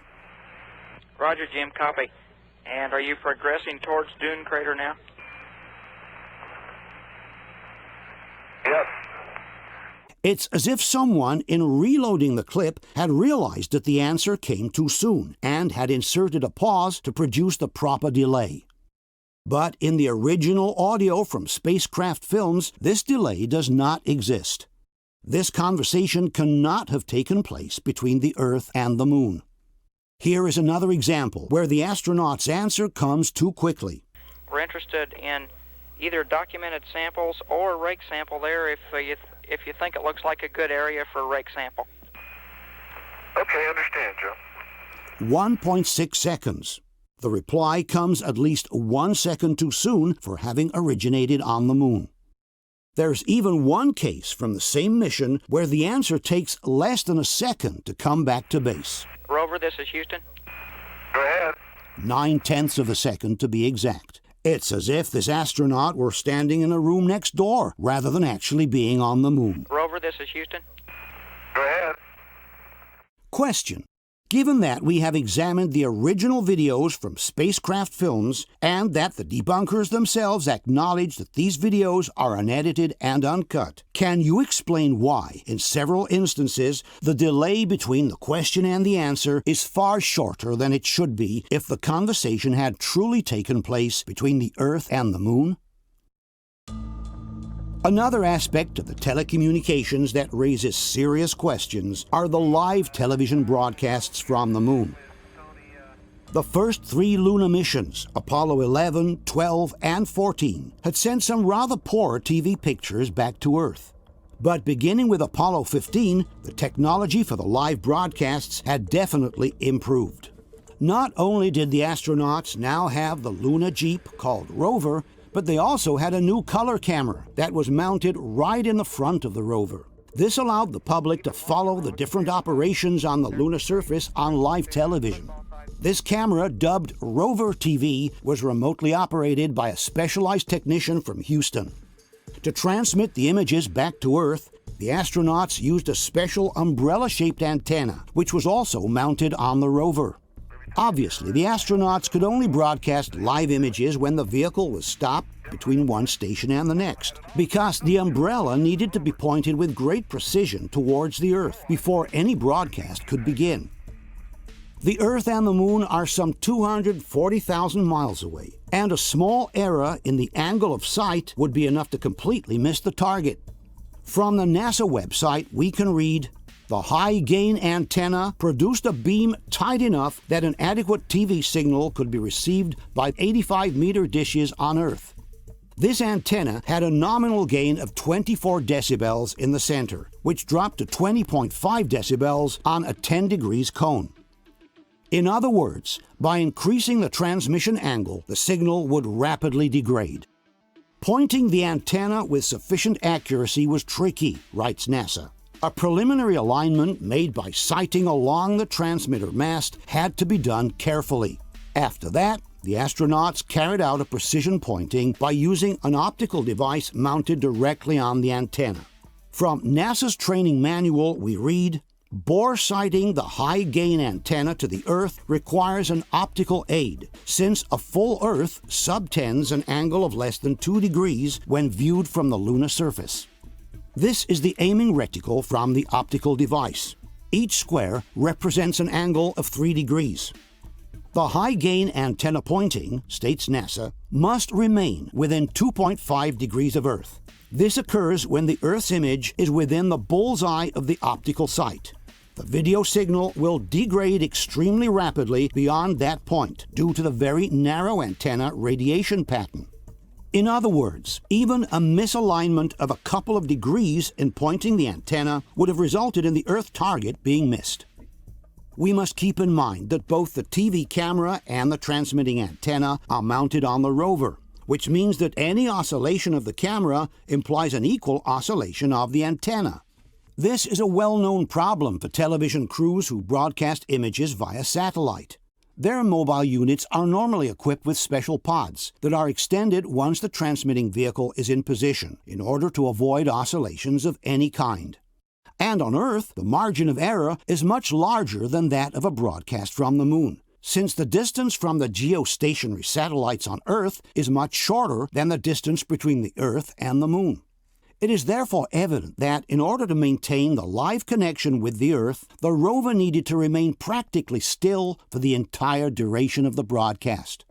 What we have instead is a series of situations in which the astronauts violently shake the rover, and thus also the antenna, without the broadcast ever breaking down. This usually happens when one of the astronauts touches the rover to drop or retrieve some tools. In order to assess the actual oscillations, one needs to look at how much the line of the horizon in the background moves up and down.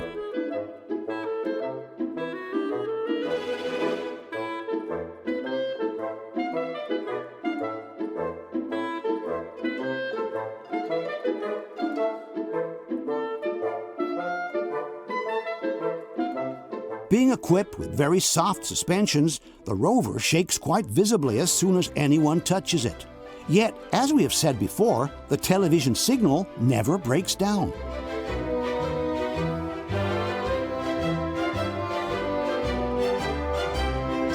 We must remember that each oscillation of the camera corresponds to an equal oscillation by the antenna. And yet, as if by magic, the television signal never breaks down, nor does it degrade at all.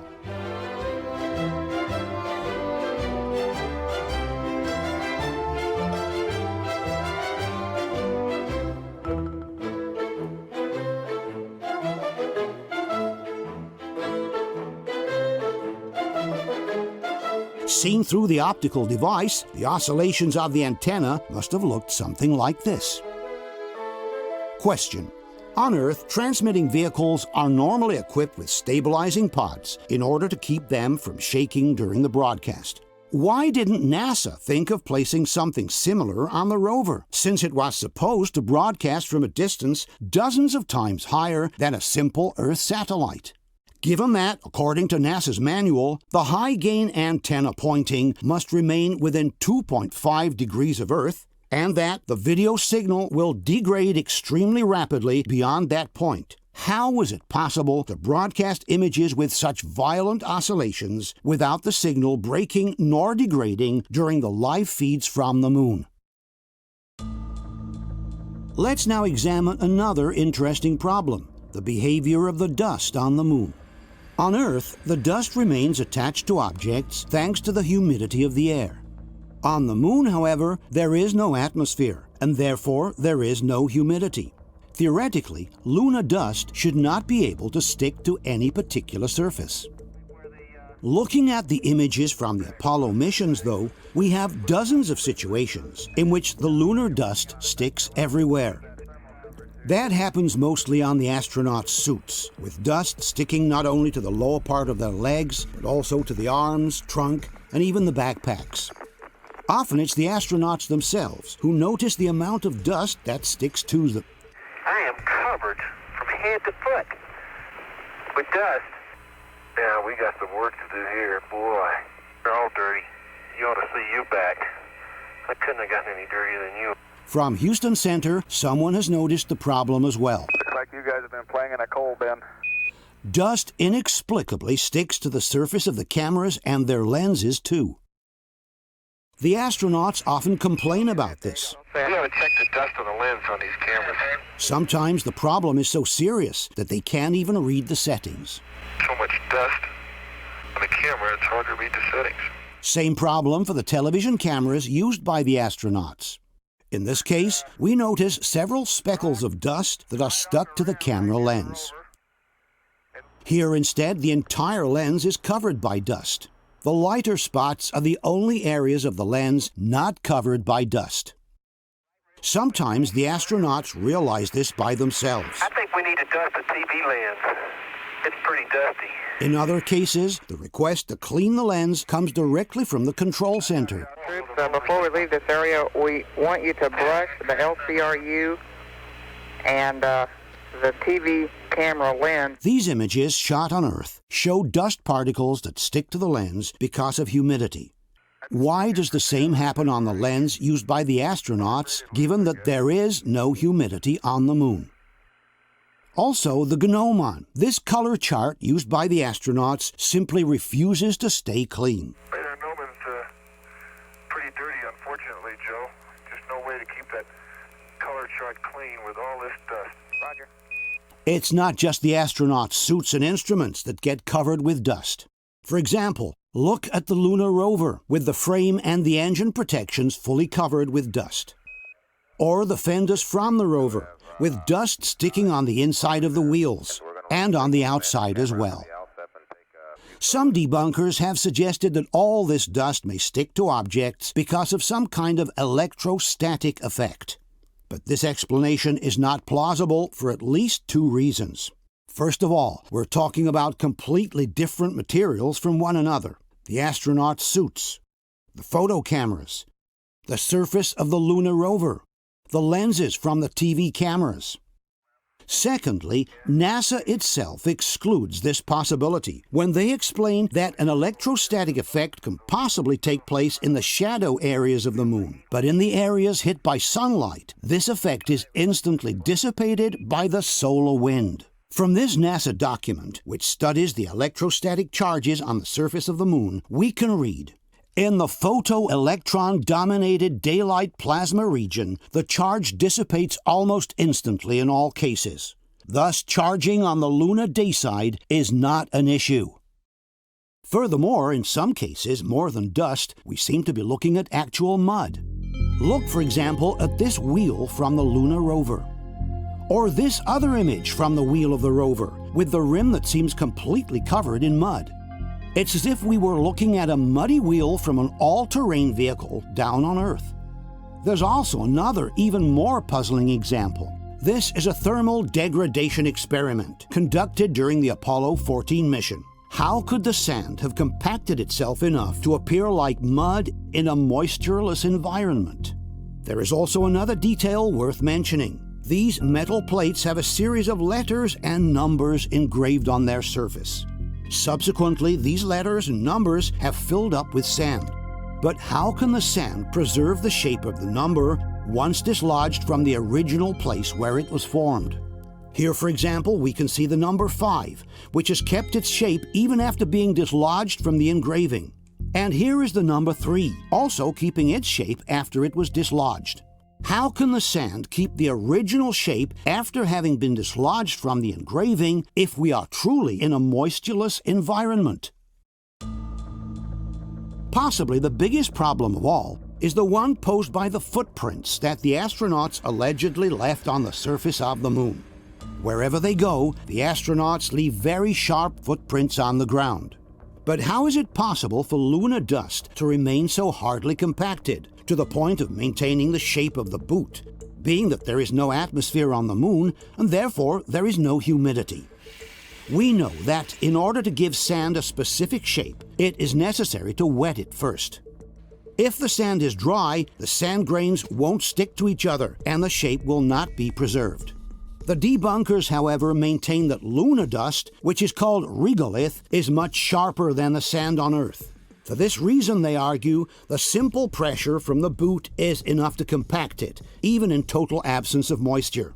In order to prove their theory, the Mythbusters have asked NASA for an exact replica of the moon boot and for a certain amount of a special dust prepared by NASA, which has very similar characteristics to lunar dust. So for this test, NASA has given us a lunar regolith simulant. It's manufactured to test equipment that is going to the moon. It's very similar to lunar dust in the fact that each particle is very sharp. Dirt on Earth has been weathered, so it's very smooth. So this is as close to lunar dust as we can get. It's one kind of dust that Paolo Attivissimo is also very familiar with. Questo è un campione, è un simulante, si chiama, un simulante di regolite, che è la polvere di luna sintetica che si usa per collaudare i veicoli che poi torneranno sulla Luna. The Mythbusters have conducted their experiment in a vacuum chamber, in the total absence of moisture, thus replicating the same conditions found on the moon. The rig is ready to take its one-legged step, and the vacuum chamber has been vacuumed. Boot stop, vacuum. Here we go. In 3, 2... We notice that the Mythbusters have even added some counterweights to their device in order to simulate the exact weight of the astronaut's foot on the lunar soil. 1... Yeah! Take that! Yeah! Look at that. We made a footprint inside of a vacuum. And there was no water vapor, which is what this conspiracy theory is all about. In your face, conspiracy theorists! The Mythbusters seem very eager to celebrate, But in reality, they have not succeeded at all in replicating the original footprints by the astronauts. Just look at how solid and squared the little bars of sand that have formed under the astronauts' boot are. They are almost perfect geometric solids, with sharp edges and well-defined contours. These sandbars are so solid and compacted that they even retain their shape after they are broken in pieces.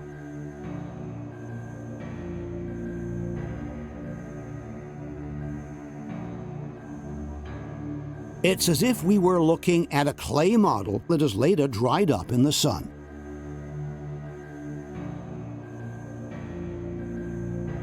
It is clear that we are looking at a very different result from the one obtained by the Mythbusters in the vacuum chamber.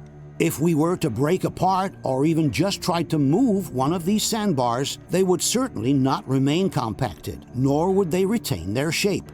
In conclusion, the Mythbusters, with their experiment, have proven the exact opposite of what they intended to prove. In absence of humidity, it's absolutely impossible to replicate the astronauts' footprints. Question: given that there is no moisture on the moon and that the solar wind dissipates electrostatic charges almost instantly, can you explain why the lunar dust sticks to all kinds of materials, from the astronaut suits to the photo cameras, from the rover's surfaces to the TV camera lenses? Can you explain how the rover's wheels can gather so much thick dirt on them as to look like they're covered in mud? Can you explain how the lunar dust can stick together to such an extent, even preserving the shape of the numbers after they were moved from the engravings in which they had formed? Given that the Mythbusters have replicated the lunar conditions under vacuum and with the sand simulant, can you explain why they were unable to reproduce the astronauts' footprints from the original photos?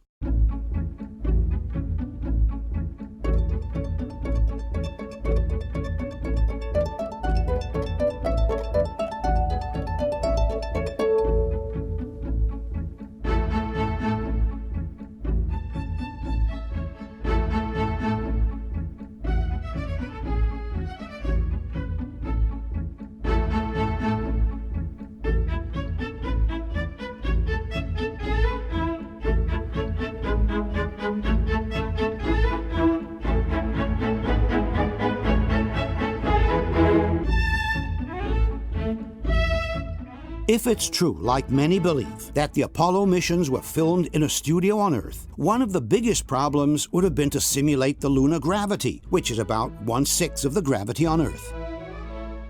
The most common technique to obtain such an effect has always been the use of steel wires. Extremely thin and invisible to the camera, steel wires were already in use in the early 1960s in movies such as Mary Poppins. And even today, they're regularly used, like in the film Magnificent Desolation, precisely to replicate the lunar walks of the Apollo missions. Connected to a sophisticated system of pulleys and counterweights, steel wires allow the astronaut to reduce his weight until a perfect simulation of the lunar gravity is achieved. Another way to obtain a similar effect is to connect the steel wires to balloons filled with helium. This system was used, for example, in the television series From the Earth to the Moon, produced by Tom Hanks. This also produces the effect of reducing the astronaut's weight until lunar gravity is simulated. There is a problem, however, with steel wires. While they are normally invisible to the camera, they may get hit by the light at a particular angle, making them momentarily visible on the screen. And this is exactly what seems to have happened in the sequence from Apollo 14. While the astronauts are busy near the LEM, at one point some flashes of light can be seen above the head of one of them. The initial flash is certainly caused by the antenna mounted on the backpack. This antenna, which is about 1 foot long, often reflects the light that hits it. But then there is a second flash, right above the first one, which cannot be attributed to the antenna, and looks exactly like one caused by a steel wire. Let's watch again in slow motion. This is the contour of the astronaut with the backpack on his shoulders. This is the antenna causing the first flash of light. And this is the second flash of light, definitely above the first one, which cannot be ascribed to the antenna. there is something else reflecting the light, some 3 feet above the astronaut's head. And this something cannot be a flare in the lens from the first flash, because the second flash occurs after the first one and not simultaneously. A similar case occurs during the Apollo 17 mission. Here, too, we see a double flash of light from the antenna, and then another flash, much higher, right above the astronaut's head. In this case, this cannot be a flare inside the lens either, because the flash above occurs after the ones below, and not simultaneously. There is something else reflecting the light a few feet above the astronaut's head, in a space that should be totally void of objects of any kind. The debunkers, however, maintain that these are not flashes of light on steel wires, but simple defects due to the video conversion. On his website, Attivissimo writes, "They are not wires or cables. They are usually compression artifacts or mistakes introduced by the video conversion from one format to the other, for example, for the publication on YouTube. The original videos, which we should always use as a reference instead of using copies converted so many times, do not present these phenomena." But Attivissimo is wrong. What we have just shown you are the original, non-converted videos by Spacecraft Films. The same originals that Attivissimo says should be used for reference or analysis. Anybody who owns the original videos can verify that the flashes of light we have shown are already there. They are not the effect of compression or video conversions as claimed by Attivissimo. Furthermore, the flashes of light aren't the only thing suggesting that steel wires were used in the scenes from the moon. There are also several instances in which the astronauts seem to be rising from the ground with no effort whatsoever, as if some invisible force were pulling them up. Let's analyze some of these situations. This astronaut is leaning on the ground, and then he suddenly gets up with no apparent effort. It's as if a mysterious force was suddenly pulling him up from the ground. Here, the astronaut is suddenly pulled upwards and then remains dangling while rotating on himself. Let's watch it again. Here, the astronaut is first pulled up and then seems to remain floating in midair. It looks like a puppet hanging from some invisible strings. Here, the fallen astronaut gets up from the ground as if a mysterious force were pulling him up through his backpack. Let's watch it again from up close. Here, the astronaut is working with some tools when suddenly a mysterious force yanks him upwards and to his right. Let's watch it again.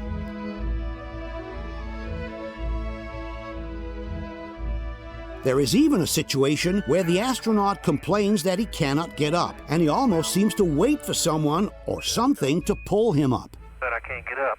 The astronaut waits until a mysterious force helps him up. There we go. In this case, the astronaut falls forward, but somehow remains suspended in midair. In fact, if we look more closely, we notice that he first remains floating in midair, then a mysterious force pulls him upwards.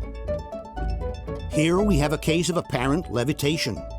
The astronaut on the left takes a leap forward and then remains floating in midair, his legs dangling, while a strange force pulls him upwards. Let's watch it again in slow motion.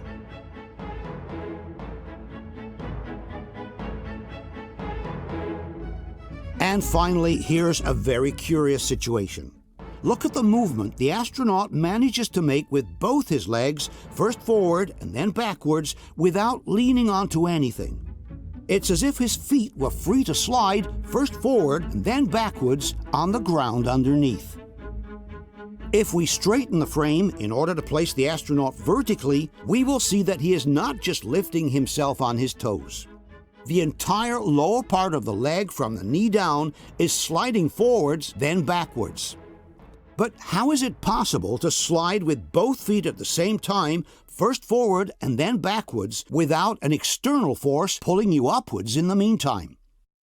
Question: Given that these are not artifacts from video conversion, nor are they glares inside the lens, can you explain what these flashes of light sometimes appearing over the head of the astronauts actually are?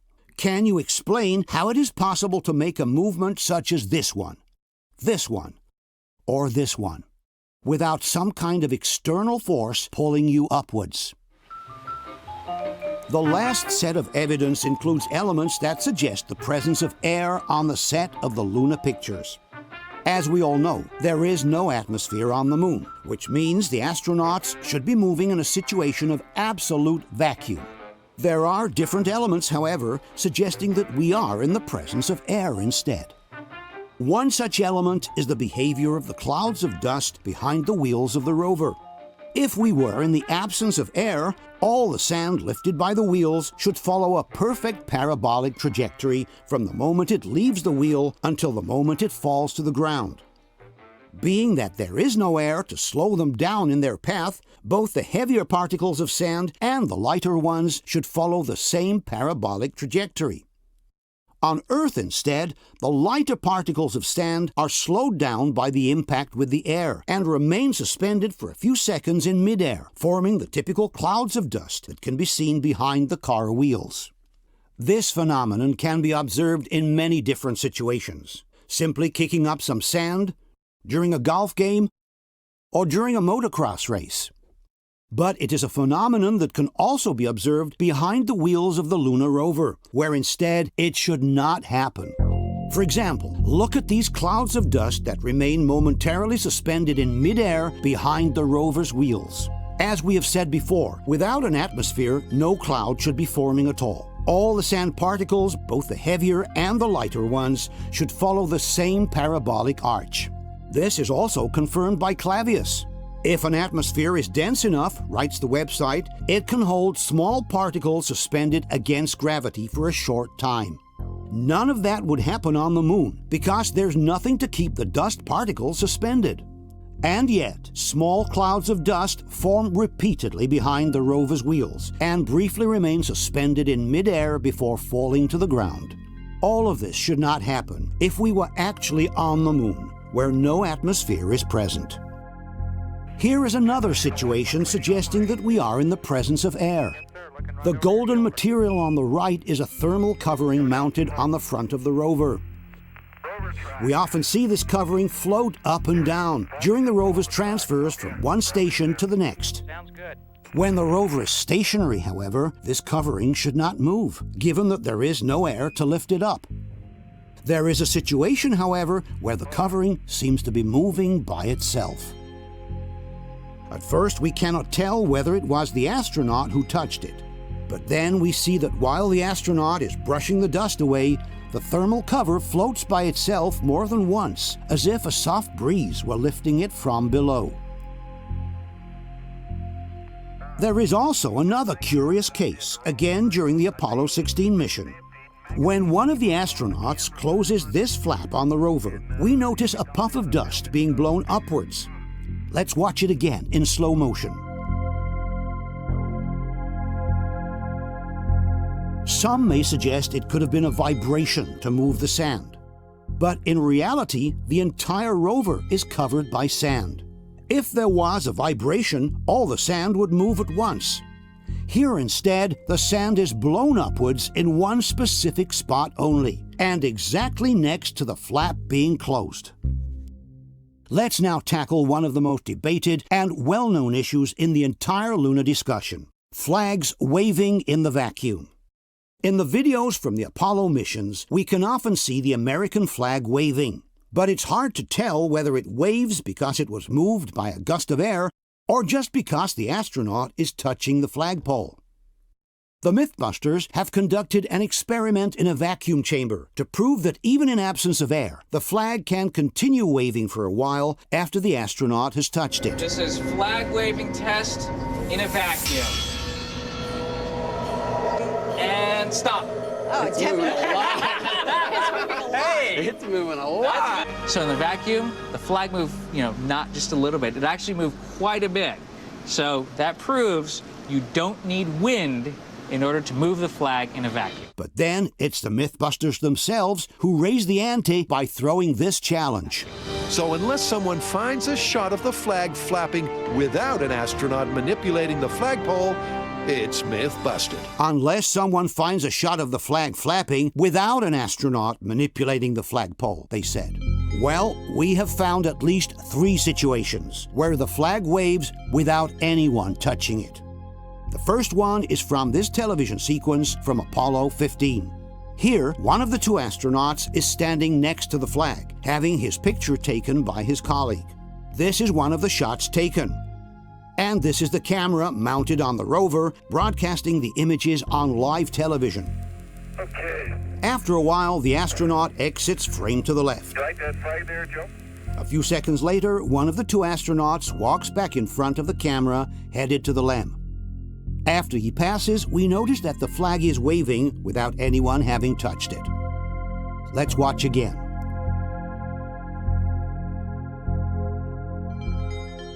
Some debunkers have suggested that the astronaut could have touched the flag with his elbow as he was passing by. But a simple triangulation with the photographic image shows that this was not possible. In order to fill up the frame to this point from the top of the head to the waist, the astronaut must have been somewhere halfway between the flag and the camera. There is too much distance for him to have touched the flag with his elbow. Other debunkers, like Attivissimo, accept the fact that the astronaut did not touch the flag, but suggest that the waving was caused by some kind of electrostatic discharge. Questo è il momento misterioso.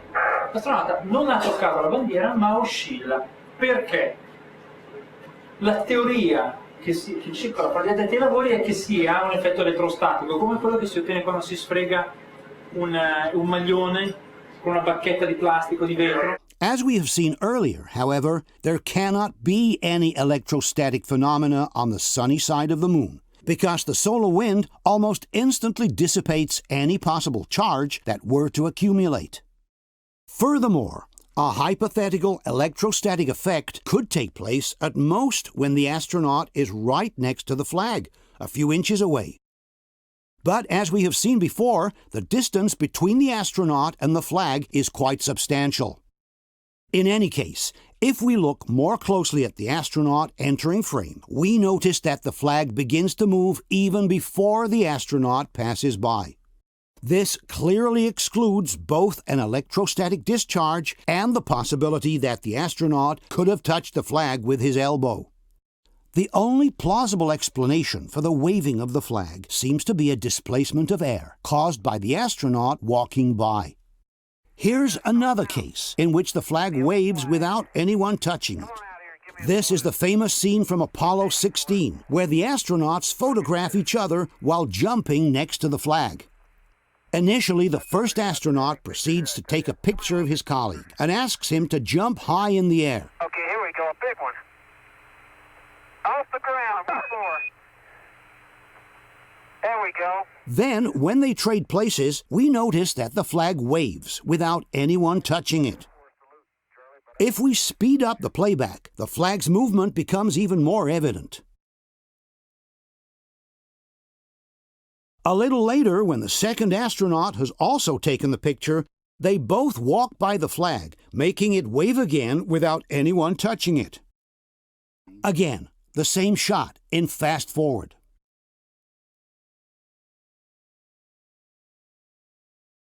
There is finally a very interesting case in which the flag waves repeatedly by itself more than once, while the astronauts are on board of the lunar module. This is the Apollo 14 mission at the end of the second and last lunar excursion. The 2 astronauts are getting ready to re-enter the LEM when one of them accidentally trips into the television cable, causing the camera to fall to the ground. After a few seconds, the same astronaut approaches the camera and puts it back in position, while his colleague begins climbing the ladder of the LEM. After this, the first astronaut heads back to the LEM. From this moment on, no one will touch the camera again. The first astronaut completes some loading operations by means of a pulley, then climbs the ladder as well. Okay, the As the two astronauts close up the LEM and prepare for departure, the camera continues to take in the empty scene. 15 minutes go by without anything happening at all. But then at some point, without anyone possibly touching it, we notice the flag waving and partially entering frame on the right side of the picture. After 15 seconds, the flag moves in the other direction, returning to the original position. After another 20 seconds, the flag enters frame again, as if a light breeze were moving it. The flag remains visible for about half a minute, then disappears again to the right. A couple of minutes later, the same thing happens for the third time. The flag enters frame from the right, it exits, then waves back in, and eventually disappears from sight. As we have said before, both astronauts are already in the LEM, and there's no one else around who could have touched the flag. Furthermore, by using this white object as a reference, we can establish that the frame does not pan from left to right, but it remains fixed. In other words, it is not the camera moving sideways, it's the flag actually waving as it enters and exits frame by itself. Some debunkers have suggested that the waving of the flag could be caused by emissions of gas from the LEM during the depressurization process. But this explanation does not stand up for at least two reasons. First of all, any ejected gas would immediately disperse its pressure into the vacuum of space and would not be able to create the turbulence needed to move the flag. Secondly, we have seen that the flag always moves initially from right to left. In other words, it always moves towards the LEM before going in the opposite direction. In no case, therefore, any hypothetical gases expelled from the LEM could attract the flag towards the LEM itself. Question: given that there is no atmosphere on the Moon, can you explain what slows down and suspends the sand particles in midair, forming small dust clouds before they fall to the ground? Given that the flag begins to move even before the astronaut reaches it, which excludes both a static discharge and a physical contact, can you suggest anything different from the displacement of air to explain the flag's movement? Given that this flag waves not once but twice without anyone touching it, can you explain what caused this flag's movements? Given that the astronauts have been in the LEM for at least 15 minutes and that there is no one else around who could have touched the flag, can you suggest anything different from a displacement of air on the set to explain the flag's repeated movements? Let's tackle now one of the most well-known and debated aspects of the entire lunar discussion, the photographs from the Apollo missions. In order to analyze them in detail, we have turned to the experience of some world-famous photographers who have worked for all the most important magazines in the world. All these photographers were already professionally active in the 1970s, using the same cameras and the same kind of film used by NASA for the Apollo pictures. Let's briefly introduce them. Tony Torenberg, photo reporter, portrait artist, well-known fashion photographer. Starting from the 1970s, he has worked for some of the most prestigious magazines in Italy and around the world. Torenberg has also authored several books on photography and currently runs a photo factory where he regularly teaches photographic technique. His works have been presented in several expositions around the world, including the Biennale of Venezia and the Triennale of Milan. Aldo Falai, world-renowned fashion photographer with more than 40 years of international career under his belt. Starting from the 1980s, he has been the official photographer for Giorgio Armani. With his sophisticated and elegant style, Falai has contributed to creating the fashion image that has defined the Armani trademark across the globe. Falai has published several photography books, and his pictures have been presented in many international exhibitions on his name. Oliviero Toscani, a fashion photographer known all around the globe. From the 1970s, he has literally transformed the concept of fashion pictures with his nonconformist, irreverent style. Besides having worked for all the most important magazines in the world, Toscani has authored some of the most revolutionary advertising campaigns of their times, such as those of Benetton, Fiorucci, and Jesus Jeans. Peter Lindbergh, among the top photographers in the world for 40 years. Lindbergh is credited with launching on the world stage the so-called supermodels, the team of models including Cindy Crawford, Linda Evangelista, Naomi Campbell, Tatiana Patitz, Kate Moss, Christy Turlington, which dominated the fashion scene around the world in the closing decade of the last century. Lindbergh is the only one among the professionals elite to have been asked 3 times to photograph the prestigious Pirelli calendar in 1996, 2002, and in 2017. The favorite personal photographer by many movie stars, from Charlotte Rampling to Penelope Cruz, from Uma Thurman to Nicole Kidman, Lindbergh is considered today simply one of the best living photographers in the world. Also, Massimo Mazzucco, the author of this film, has worked as a fashion photographer for over 20 years, working for important magazines in Italy, United States, Germany, and Australia. Before we analyze the Luna pictures in detail, however, we should try to clear the field from some incorrect arguments that are sometimes used by those who claim we never went to the moon. One of the most recurring mistakes is to state that these pictures are fake because there are no stars in the sky. It is in fact correct that there are no visible stars in the sky, whether the pictures were taken on Earth or actually on the moon. The lens settings and the exposure times that the astronauts used were printed directly on the back of the photo cameras. Lens aperture between 8 and 11 in full sun, shutter speed 1/250th of a second. Anyone who has taken night pictures with the old film cameras knows that at 1/250th of a second, it's impossible to catch the light of the stars. In order to see the stars, one must extend the exposure time to at least 1 full second, if not 2 or 4 seconds. Quando leggevo, dice, ma non ci sono le stelle, dicevo, ma questo non ha mai fatto le foto, le stelle non si vedrebbero mai, perché sono in confronto alla zona che si fotografa, sono molto meno luminose, quindi il cielo risulterebbe sicuramente un nero profondo. It is therefore correct that there are no visible stars in the Apollo pictures, whether these were taken on Earth or actually on the surface of the moon.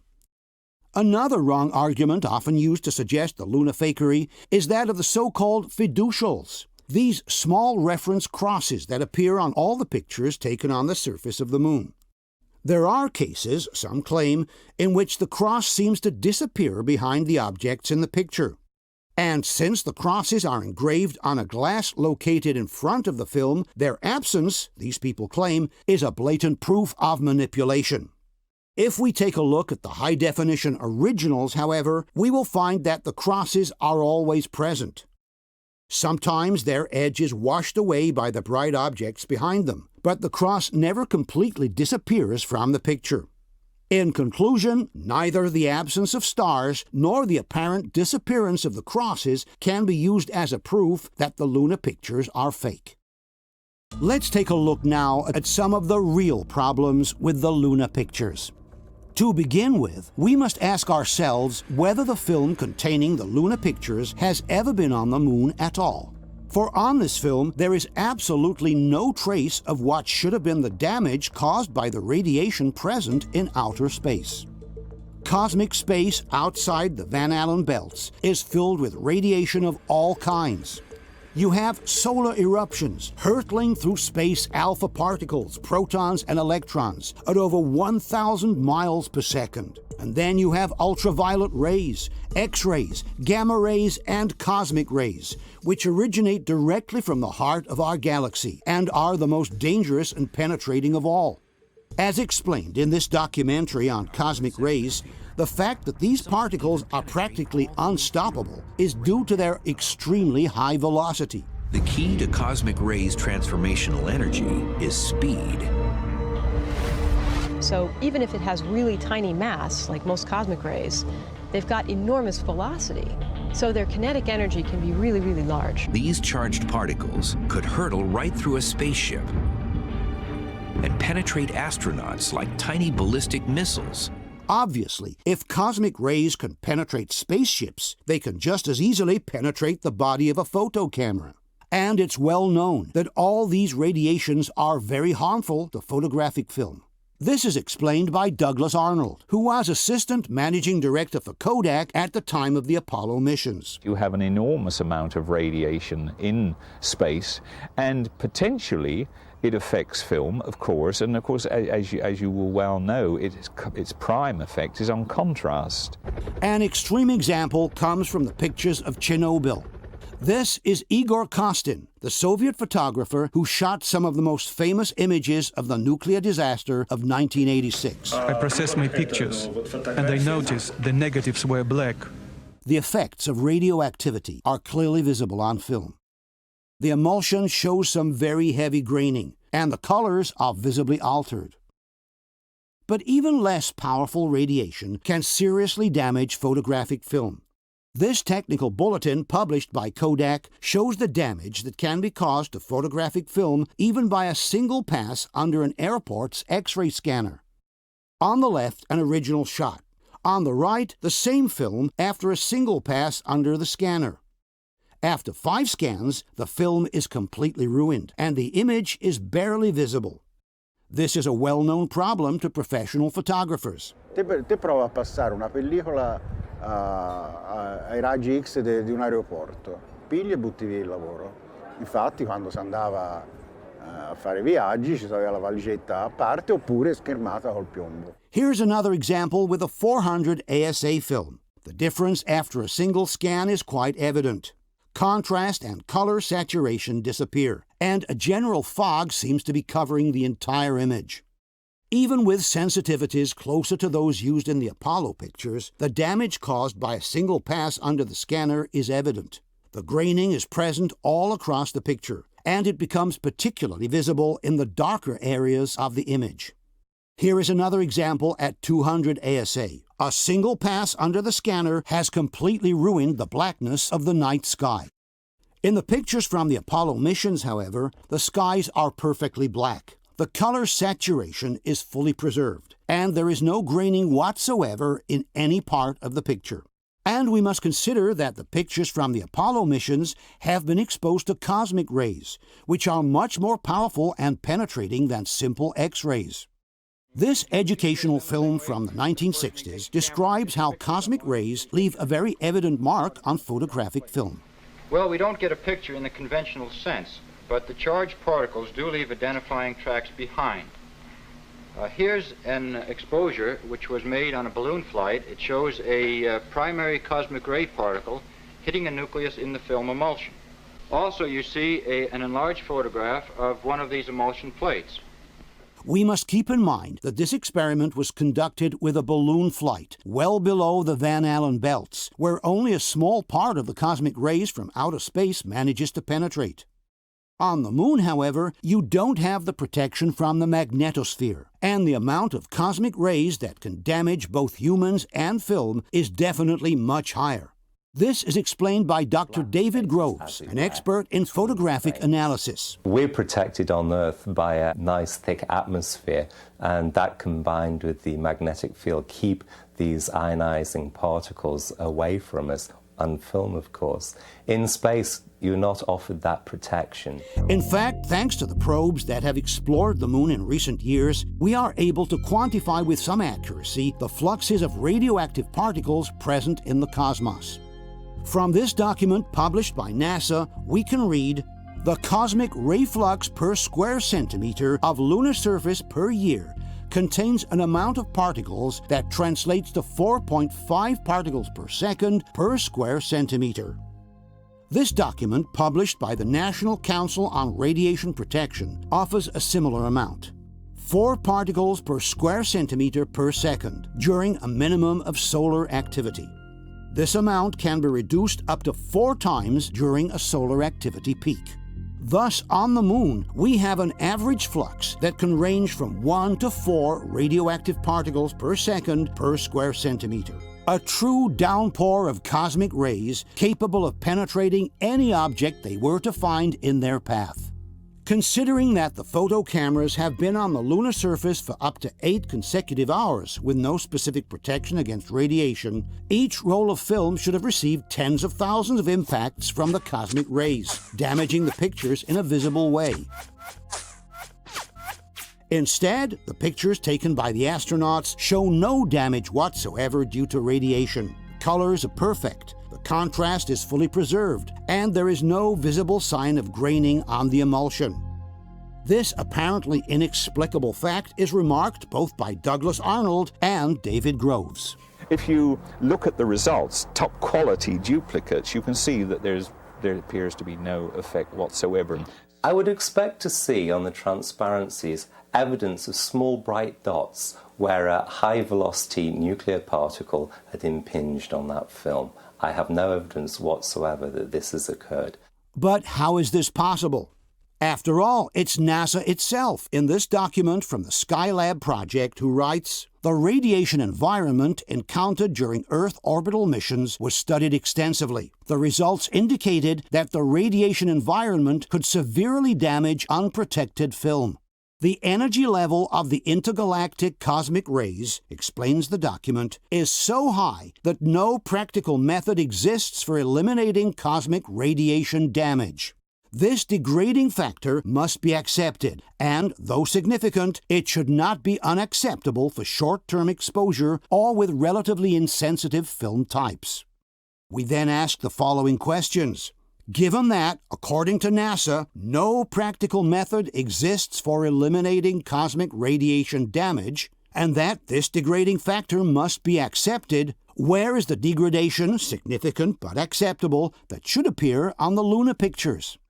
Given that this is the result of cosmic rays' impact on film within the magnetosphere, where radiation is weaker than in external space, can you explain why on the lunar pictures there are no visible signs of radiation damage?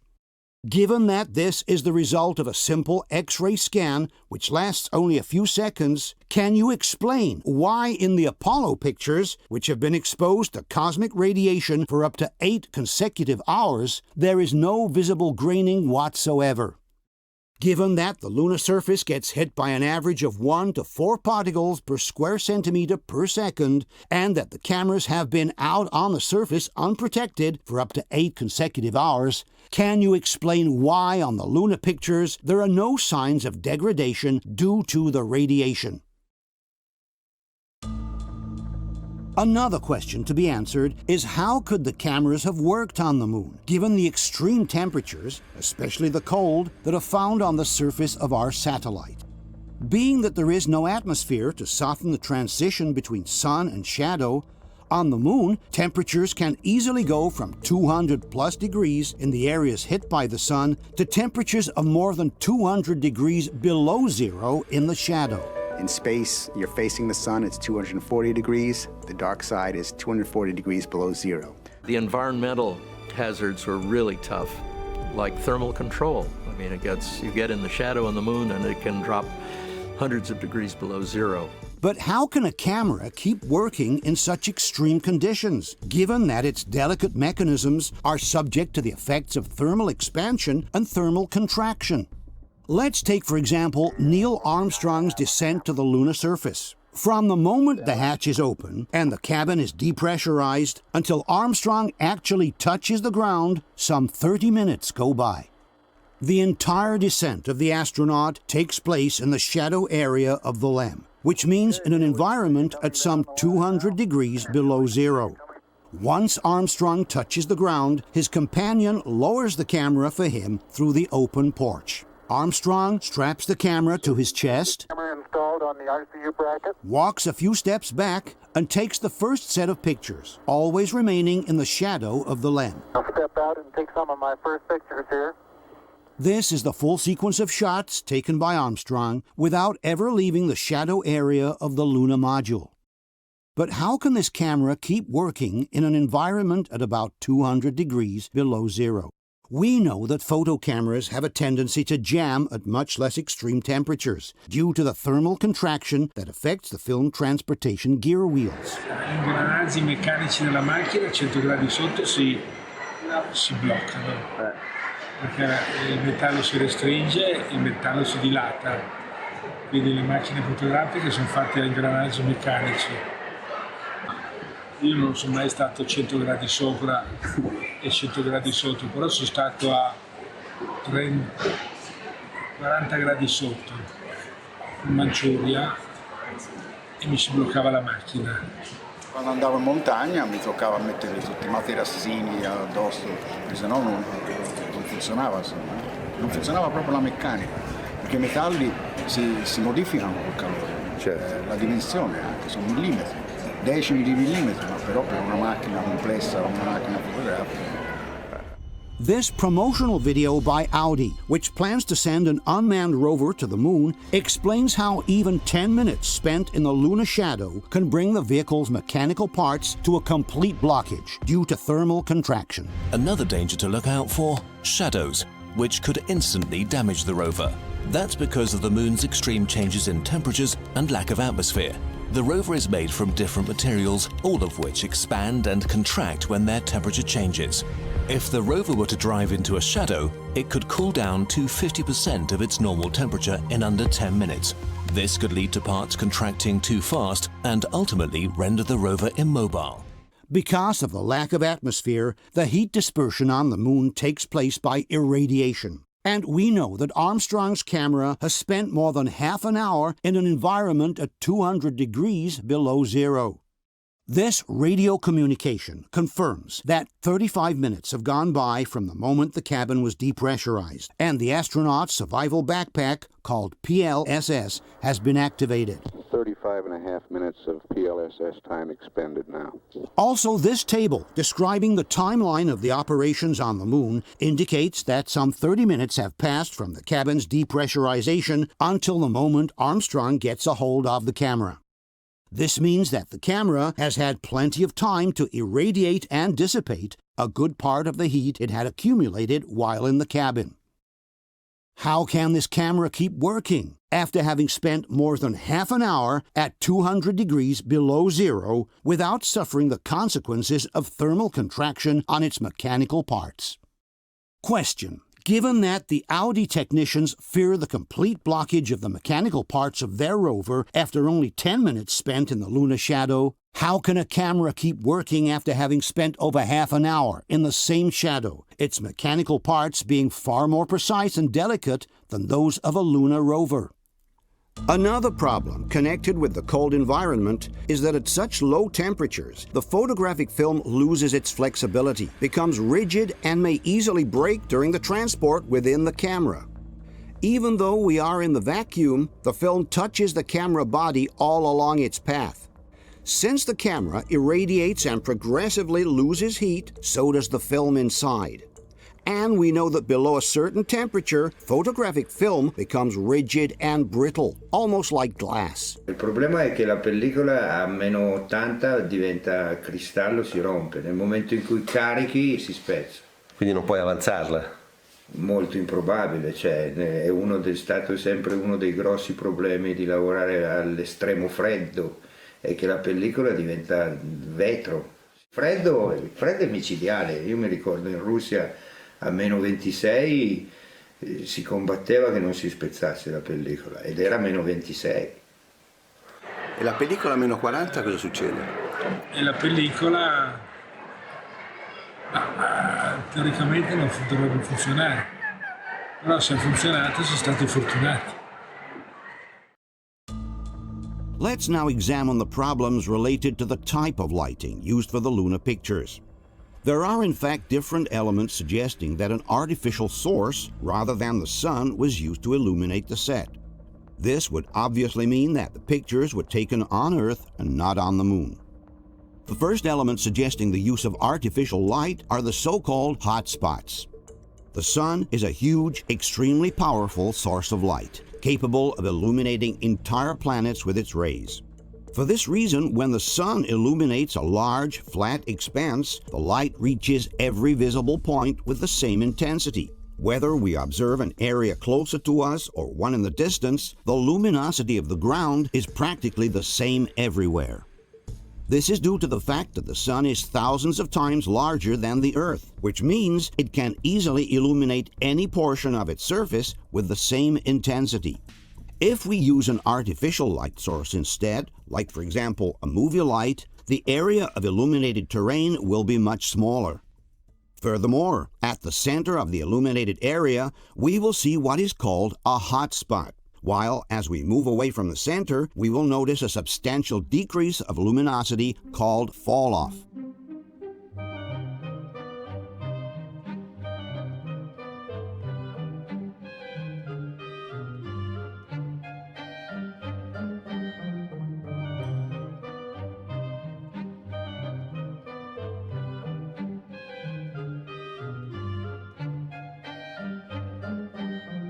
If we now examine some pictures from the Apollo missions, we will notice the same phenomenon that we saw in the pictures taken with an artificial source.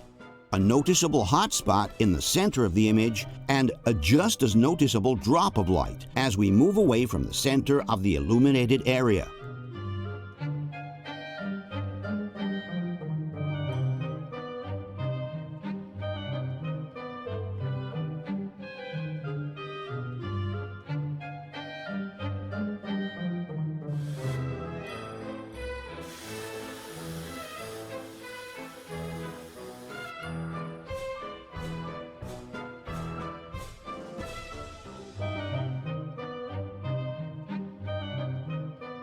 There is no reason why this area should appear darker than this one. This area darker than this one, or this area darker than this one.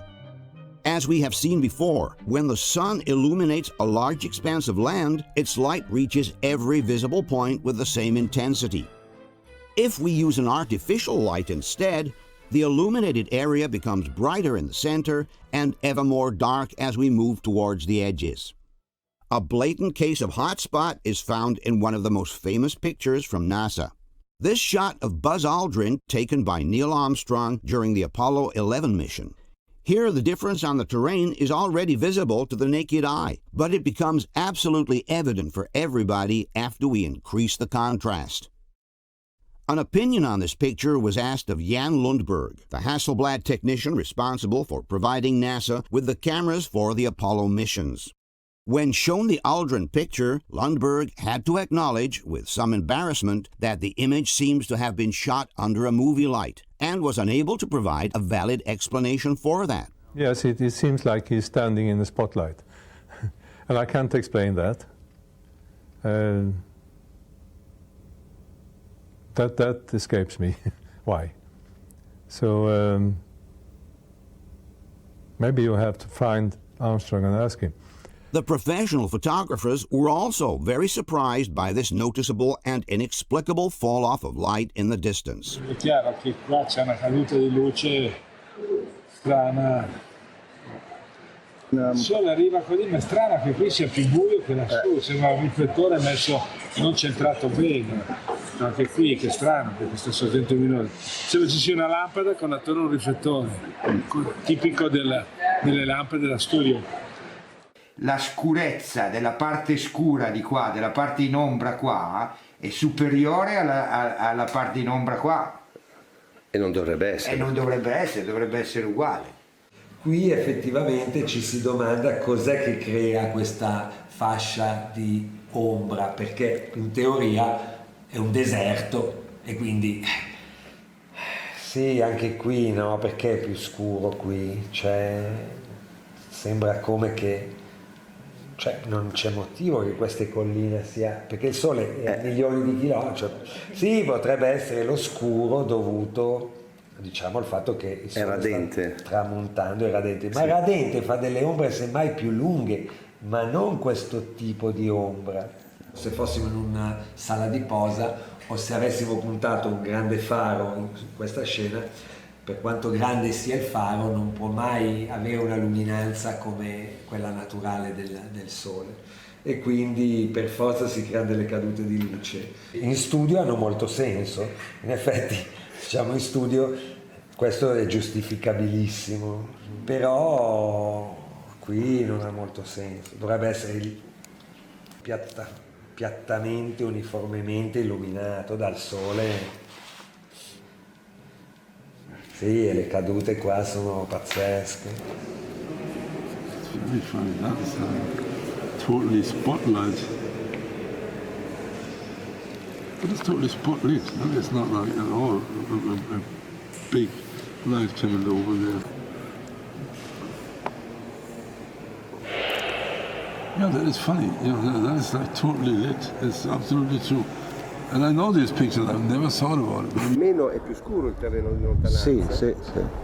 E non si capisce perché. Non si capisce perché. Il sole dovrebbe illuminare il terreno. Tutto da tutte le parti, è all'infinito la luce praticamente, no? E sono illuminate queste cose qui, il terreno dovrebbe essere come qui. Infatti. Solito discorso. Dà la sensazione di uno spot. Qui, sì. Proprio un sirio, ecco. Un grande sirio. A Sirio, for those who are not professionals, is a large and powerful movie light. And curiously enough, a similar image was obtained in this documentary on the moon landings by using just that, a large movie light. As one can see, the results are very, very similar to those present in the Aldrin picture. According to Paolo Attivissimo, however, there is a different explanation for the fall-off of light in the distance.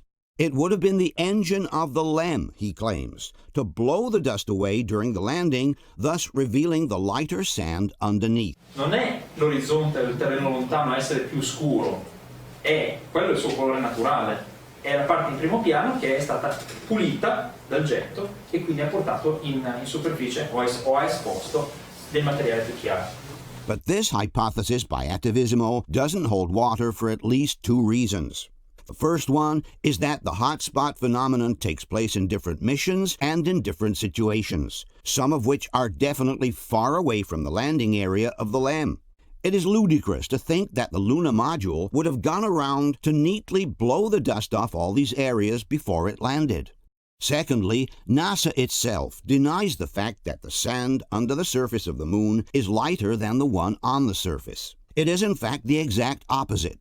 In this report on the Surveyor missions published in 1969, NASA wrote, "Observations of the fine-grained parts of the lunar surface disturbed by the landing and liftoff of the Surveyor 6 spacecraft have shown that the lunar material exposed at depths no greater than a few millimeters has a significantly lower normal luminance factor than the undisturbed surface.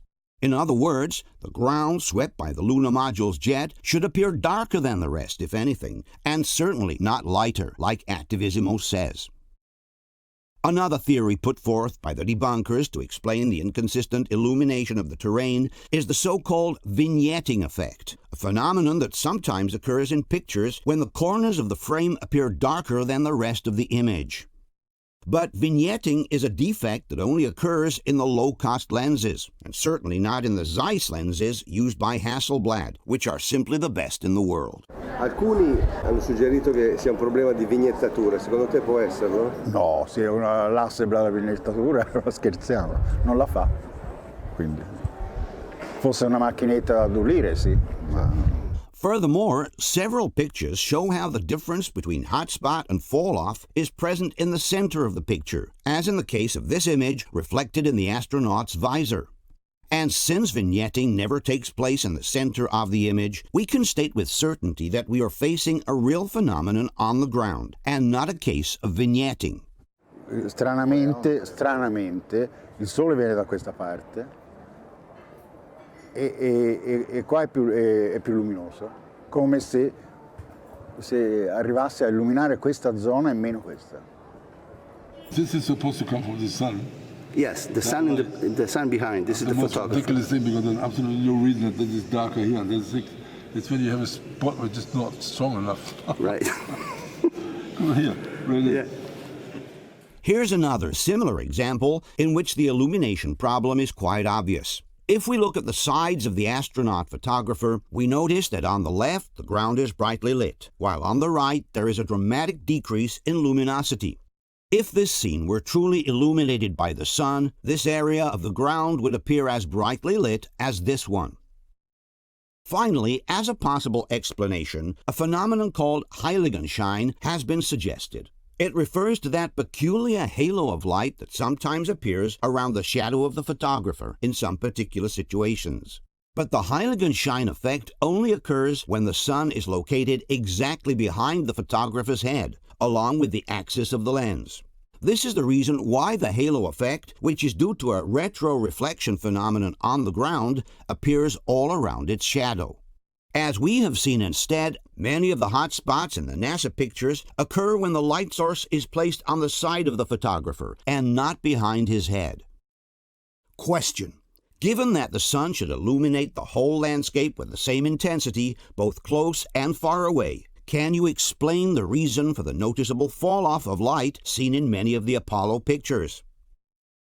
In this particular case, the fall-off takes place in the center of the frame, thus excluding a vignetting problem, and with the source placed on the side, thus excluding the Heiligen shine effect.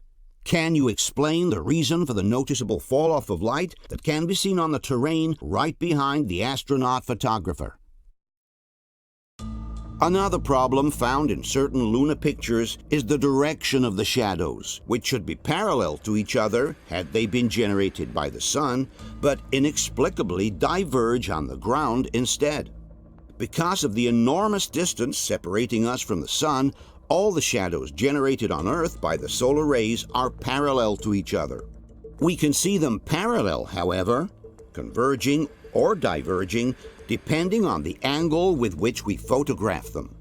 If we shoot a picture with the sun behind our shoulders, the shadows will seem to converge as they move away from us. If we take a picture with the sun in front of us instead, the shadows will seem to diverge on the ground. This is due to the phenomenon called perspective. In reality, the shadows created by the sun are always parallel on the ground. We may see them converge or diverge simply because we are photographing them along the vertical axis of the image. If we instead take a picture with the sun at 90 degrees on our side, we will see that the shadows will always appear parallel to one another in all cases. The same thing happens with train tracks, which seem to converge if we shoot them along the vertical axis of the image, but will remain perfectly parallel if we shoot them along the horizontal axis. There are some Apollo pictures, however, where the shadows inexplicably appear to diverge from one another even though the sun is on the side relative to the photographer. This is the most famous example of all. Judging from the lens shadow, the sun is located some 90 degrees to our left. Despite this, the shadows of the rocks in the foreground are not at all parallel to that of the lem, but they clearly diverge from it instead. This is theoretically impossible. As we have seen before, when the sun is on the side, the shadows must be absolutely parallel to each other. If we use an artificial light instead of the sun, and we place it much closer to the objects we are photographing, then the shadows will diverge from each other even though the source remains on the side. This is due to the fact that the closeness of the source creates a strong angle with the objects being photographed. If we use the sun instead, its practically infinite distance makes the shadows appear parallel anyway. Let's go back now to the NASA picture. While these diverging shadows cannot be explained with sunlight, they immediately become justified if we imagine an artificial source placed near the left side of the image. We're talking about a situation akin to this one. This is the set of the television series From the Earth to the Moon. As one can see, the large artificial source imitating the sun, which is placed on the side, produces shadows that are clearly diverging from each other. This is due to the closeness between the source and the objects being photographed. In fact, in the case of the NASA picture, all we need to do is to extend the direction of the shadows backwards, and we'll find that the source is located just outside the left edge of the frame. This obviously cannot be the sun. It must be an artificial light. The Mythbusters have conducted an experiment, trying to find an explanation for the diverging shadows in the NASA picture. First, they created some parallel shadows on the ground. Then they started to modify the topography by inserting holes and mounds until the shadows diverged from each other. But the Mythbusters have made a huge mistake. Instead of using the sun, they themselves used an artificial source, which makes their experiment absolutely null. In the best-case scenario, they have proven nothing at all, while in the worst case, they have just confirmed that NASA also used an artificial source of light like the Mythbusters did. Other debunking sites have tried to offer a similar explanation by showing that in some cases, the roughness of the terrain can generate shadows that seem to go in different directions. But this is not the case with the NASA picture. Here the terrain is practically flat, and all the rocks in the lower part, including the smaller ones, have shadows clearly pointing in the same direction. The point here is not to find different pictures taken on Earth, where the shadows seem to diverge due to the terrain. The point is to explain why in the NASA picture all the shadows lead back to a source that is placed just outside the left edge of the frame, and that obviously cannot be the sun. We have shown the same picture to the professional photographers. Qui c'è un problema di direzione di ombre, cioè c'è quest'ombra qui che è così e queste qui che sono diagonali così. La domanda qui è, secondo te a che distanza è la sorgente, più o meno? A occhio, cioè, può essere il sole che fa una diagonale? No, perché il sole essendo lontano non può fare una diagonale. Le ombre devono essere parallele a queste distanze. Lo giustificano se c'è la fonte è qui, non se la fonte è a milioni, non so quanta distanza c'è tra il sole e la luna, ma insomma milioni di chilometri, non so. Perché a quel punto, a quella distanza, la luce praticamente va nella stessa identica direzione. Torenberg happens to have a picture in his studio which clarifies exactly the problem we are talking about. Così sono le ombre del sole, cioè maledettamente tutte, diciamo, nella stessa identica direzione. Perché il sole, vedi, questo è un sole al tramonto, no? Molto basso, ma vedi come, voglio dire, nonostante la profondità dell'immagine, cioè l'ombra è assolutamente parallela, non può andare questa di qua e questa cominciare ad aprirsi in questo senso, non ha nessun senso, non può essere. Il sole è comunque lontanissimo, quindi queste ombre che vanno di qua e questa che va di qua non ha senso, vuol dire che il sole è qua, cioè a qualche metro di distanza. Oh, guarda. No, dovrebbe esserci un palo qua. Se c'è un palo, vabbè, ma se io mi immagino qua un bel crane con un bel ari da 12.000, fa totalmente queste luci qui, cioè quella luce che viene da qua viene qua e quella là va là. Look at the shadows here and the shadow there. Can this be this? No, but they're getting worse and worse, I have to say. Look, you have a picture, it's like one shadow comes from here, one shadow comes from here, and there's only one sun apparently. According to those shadows, where would you place the source, more or less? It's here on the left. That's very funny. Because the source should be like here, because that would give a light like this, and that would give shadow, this shadow here. Right. But only if it's like a pretty close source. Qui c'è due tipi d'ombre. Questi. Due tipi d'ombre, un'ombra che va per così e un'ombra che va per così. Ma è assurda questa. Qui c'è un'illuminazione che viene da questa parte e qui da questa. Quindi secondo te, giudicando questa foto, dov'è la fonte? Basta fare così, qui, più o meno qui.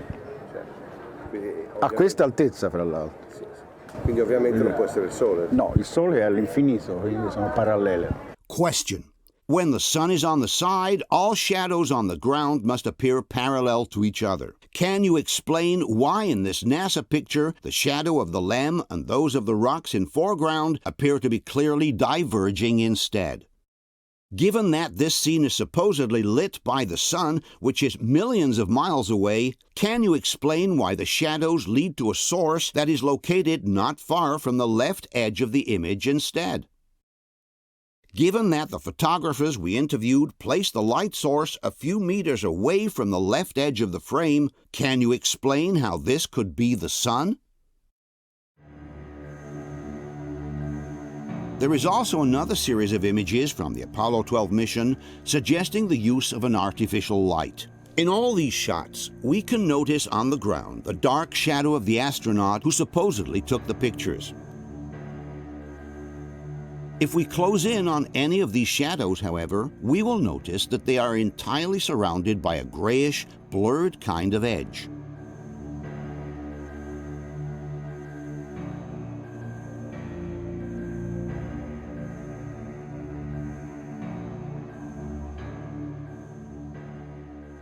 This blurred edge in the shadow is absolutely unnatural for having been caused by the sun.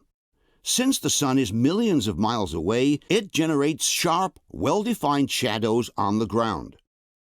If you use an artificial light instead, you will get this kind of shadow with soft and blurred edges.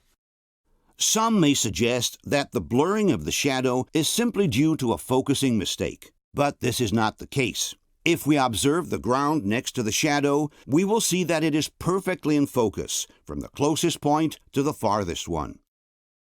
The depth of field here is absolute. This is not a focusing mistake. It's really a kind of light source that generates a blurred shadow on the ground and which therefore cannot be the sun. If you turn this way and look at the edge, what does that tell you? I don't know, but it looks very weird.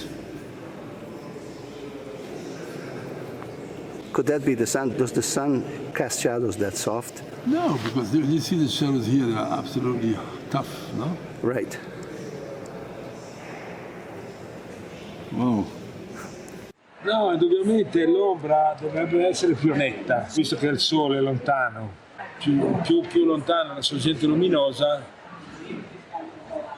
e più l'ombra è netta, cioè non è sbarrata. È stranissimo questa ombra sbarrata. Più la distanza più la fonte è distante, e più le ombre sono nette. L'ombra dovrebbe essere netta, invece è sfumata, quindi questo c'è un velatino sul sole o su... Ma questo è proprio da incompetenti, chi l'ha fatto, perché il sole fa un'ombra netta. Questa sfumatura è eclatante. Quindi è una lampada. Question. Being millions of miles away, the sun casts sharp shadows on the ground. Can you explain why, in these pictures, there is a soft edge all around the astronaut's figure instead? Let's now tackle the most important issue in the entire discussion on the Luna pictures, backlight photography. When we shoot a picture with the sun in front of us and the subject in the shade, we say that the picture is taken in backlight. In backlight photography, the subject in the shadow is always darker than the ground directly hit by the sun. Let's use as an example this picture taken in backlight. As one can see, the entire part of the subject in the shadow, the cabin, is much darker than the sand underneath. The reason is simple. The sand gets hit directly by the sunlight, while the cabin is lit only by the reflection of the sand, plus the diffusion caused by the atmosphere.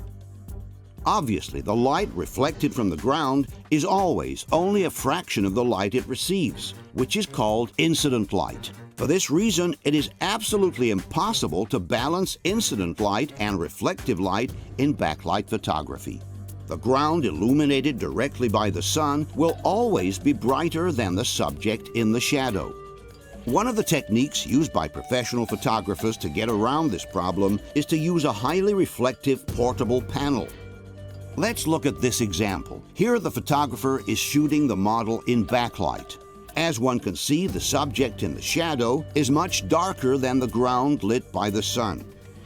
But if the photographer adds a reflecting panel which bounces the sun rays back onto the model, then he can get a good balance between the illuminated background and the face in the shadow. The difference is obvious. While the luminosity of the background is unchanged, now the luminosity of the face is balanced with the one of the ground. Here is another example. The sunlight which comes from behind is bounced off this reflecting panel and goes to hit the model who is in the shadow. In this way, the luminosity of the model is perfectly balanced with the one of the background. Another technique used to balance the background light on the subject in the shadow is the use of a portable flashlight. This secondary source will illuminate the part of the subject in the shadow. In this example, we can see on the left a picture with only available light, while on the right an additional flashlight is used.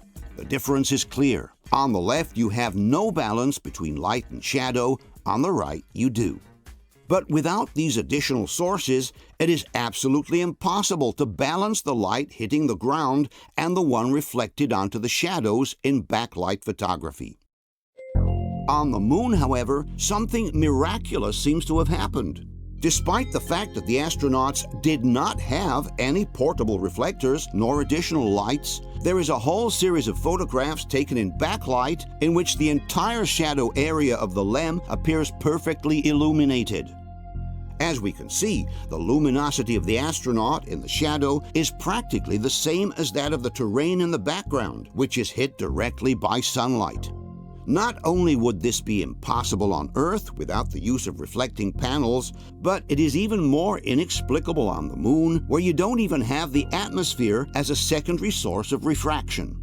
In other words, while on Earth we have both the ground and the atmosphere reflecting light onto the shadow part of the subject, on the Moon we only have the ground to do so, because the sky is completely black. And the lunar surface is known to have a very low reflectivity, as it can only reflect back about 8% of the light it receives. In fact, in this 1964 document, NASA wrote, "There is one characteristic associated with the near vacuum on the lunar surface, which may be extremely important to photography.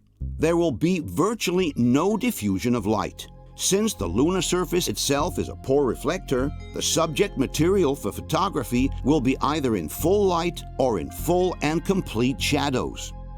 In other words, according to NASA itself, the shadow area of the LEM should have looked more or less like this. We have such an abundance of luminosity instead that even in the shadow area we can clearly see all the smallest details. In this photo composition created by NASA by joining several pictures, we can see clearly how the sun is on the opposite side of the LEM. This being the only source of light, one wonders what could have lit the shadow area of the LEM so effectively. Despite not being professional photographers, some debunkers insist that the mere reflection of the sand would have been sufficient to illuminate the shadow area of the LEM. Conspiracy theorists are saying that the shot had to have been faked using a fill light. Personally, I think it's because the moon's surface is reflective. To prove their point, the Mythbusters conducted a small-scale experiment in which they tried to reproduce the pictures from the Apollo missions. All right, you ready? I'm set. All right, here we go. Taking the photo. Let's see. There it is. Oh, there you go. He's standing full on in the shadow, and you'd think you wouldn't be able to see him. He'd be dark, but he's not. He's in brightest day. With a single light source, with the surface of the same reflectivity as the moon, our astronaut is clearly visible, busting that myth. But the Mythbusters have made a gross mistake again. After removing every possible source of reflection by using black paper all around the set, they forgot to remove the one of the two who was wearing a bright white shirt. Obviously, this white shirt acts as a large reflector towards the dark area of the LEM. The same experiment, replicated by two Russian photographers, shows how important is the presence of a white garment reflecting light onto the astronaut.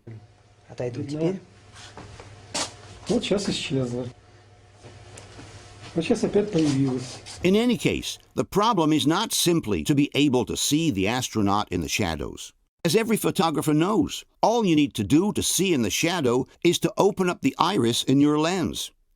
The problem here was to balance the luminosity of the shadow area with the one of the ground, illuminated directly by the light source.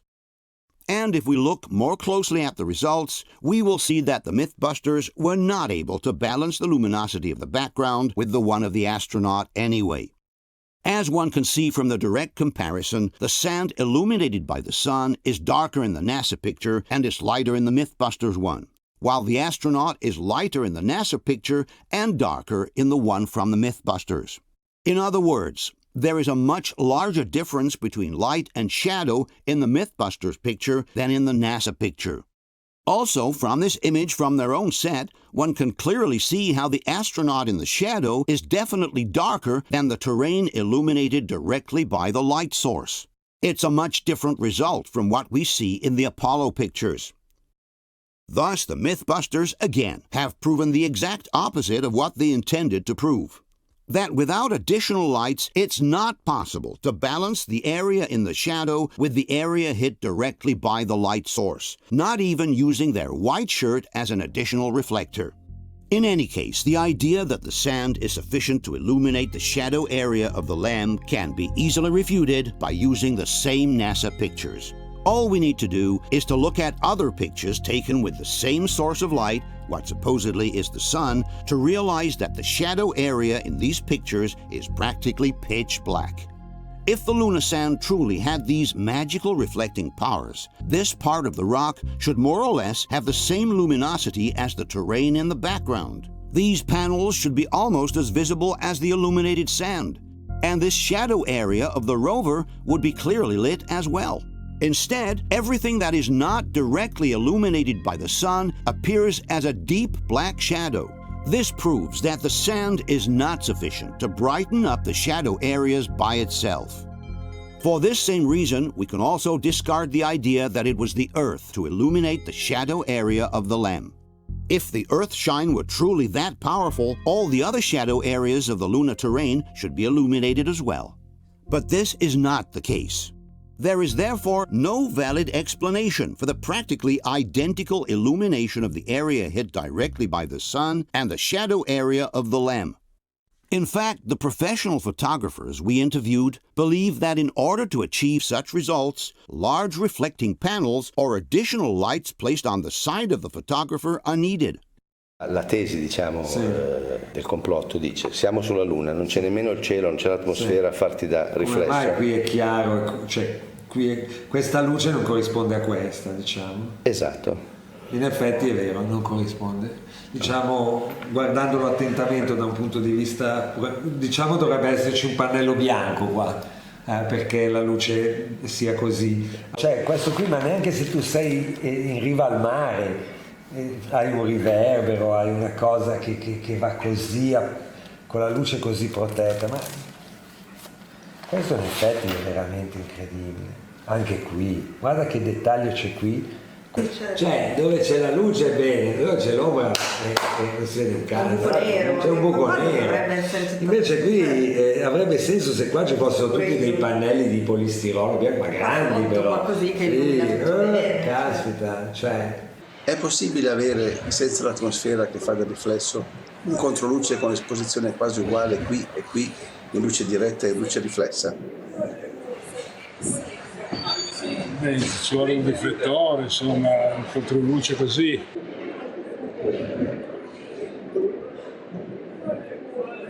È chiaro che ci sono dei riflessi qui del metallo, che vuol dire che c'è una sorgente di luce dalla parte di chi fotografa. Lo vedo soprattutto nei riflessi qui, no? Vuol dire che da questa parte qui c'è una sorgente di luce. No, non c'è l'aria da sole. Non c'è questa, per esempio, tutto questo c'è un'aria da lampada di studio. Questo schiarimento qui, cioè questa luce sulla scala, per esempio, da dove viene? Quello che mi impressiona è che il sole, un controluce così, in più riesco a vedere i dettagli di questo riflesso su questo oro. Da dove viene? Perché qui il cielo è nero. Il cielo è nero, non c'è. L'unica riflessione è la sabbia, però dovrebbe essere molto più luminoso sotto e non sopra. Questo riflesso sopra qui da dove viene? A meno che abbiamo portato dei grandi riflettori, ma non credo, insomma. La luce viene da dietro al modulo, no? L'astronauta o presunto tale è al buio totale e è illuminato. Perché? C'è un'altra luna o c'è qualcuno con un faro? Voglio dire, perché tanta così qui e tanta così nella parte buia più che altro? Da dove viene questa luce? Qui dovrebbe essere completamente nera, come il cielo. Quindi diciamo senza sorgenti secondarie, senza riflettori non sarebbe possibile? No, questo è impossibile. Verrebbe nero come qui. E poi guarda, si vede anche la scaletta è di metallo, no? E c'è un riflesso di una luce, vedi? Questa riga bianca è il riflesso di una luce. Quindi da questa parte c'è una luce. The main problem here is backlight. On the moon you have no sky behind you to refract the light, and you only have the sand. They did not have any artificial illumination. They did not have any reflectors or any flashes, just a camera, which was the Hasselblad with the 60 millimeters and the Ektachrome from the good old days. I was thinking, if this is happening, where is this coming from? And if I was already thinking when I saw the first picture that yeah. That's a step down skip. here. if you step down in a light like this, you will never have that reflection like this, even if it comes from here. Yeah. Huh? Yes. That's totally strange light. Here too, you have. You can see they have almost the same luminosity in the front and the back. Now, my experience tells me you have at least 2 stops difference when you turn around in backlight, and that's when you have the atmosphere. Yeah, but that is totally lit with the reflector, no? You tell me. That's the whole discussion. I would say that is totally lit. I don't want to get into it's fake or the moon landing was fake, but these pictures are fake. No? That is, I think, I would say 100% sure. Okay. Because all this cannot exist that way. So if you ask me as a photographer, yes, I am. I have to say this cannot be on any moon or something with one single light. The sun. Look, it's totally. If you see that, I mean that's a movie light, no? Because you have the source here. That should be all black. If it would not be black, then this would be burned out, burned out, burned out. Then you get some texture here. But like this is absolutely impossible. Absolutely impossible. Oh, what happened there? That's supposed to be the sun. Does that look like the sun to you? If this is the sun and the only light, and this is how whatever reflects, which is ridiculous because nothing can reflect this, then this would be so burned out and bleached out not to get any structure here. Yeah. That's my... same as the others have said the same thing. That would be unbelievable. If this is the sun, and there must something be here, because that would be just black. So what is it? Yes. Yeah, this is impossible without reflectors. That is really impossible without reflectors. Okay. With this comment, Bart well summarizes the professional's opinion. Le foto avrebbero dovuto essere state fatte sulla Luna portandosi un'attrezzatura da studio. Non so se questo ha molto senso. Se qua ci fossero dei grandi pannelli bianchi, diciamo, deve essere proprio tutto un set con tutto ben riflesso, diciamo. And maybe it's not a coincidence that on the set of the IMAX film, large reflecting panels were used right behind the LEM in order to replicate the NASA pictures. A source of light placed behind the Luna module and large reflecting panels used to bounce the light onto the dark area of the LEM. By using this technique, the luminosity in the shadow area is perfectly balanced with the one of the terrain illuminated directly by the source. Exactly like in the Apollo pictures. In 2014, the NVIDIA software company created a computer simulation thanks to which they believed to have identified the source of light that could have brightened the shadow area of the LEM. In their opinion, it was the photographer's white suit, Neil Armstrong himself. There is a huge glowing bright white light, and as we analyzed that video a little more, we realized it's Neil Armstrong himself. The bright white space suit that he was wearing reflected all that sunlight off of him and back onto Buzz Aldrin.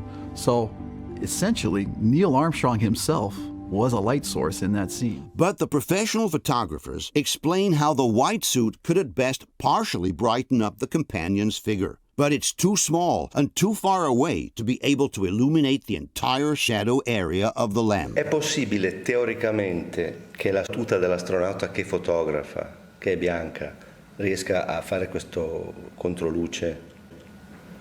Perché è una possibilità che è stata... No, allora il bianco fa, però a questa distanza è un po' distante. Cioè se fosse, diciamo, qui, allora sì, ma poi comunque farebbe, diciamo, illuminerebbe una parte molto più piccola.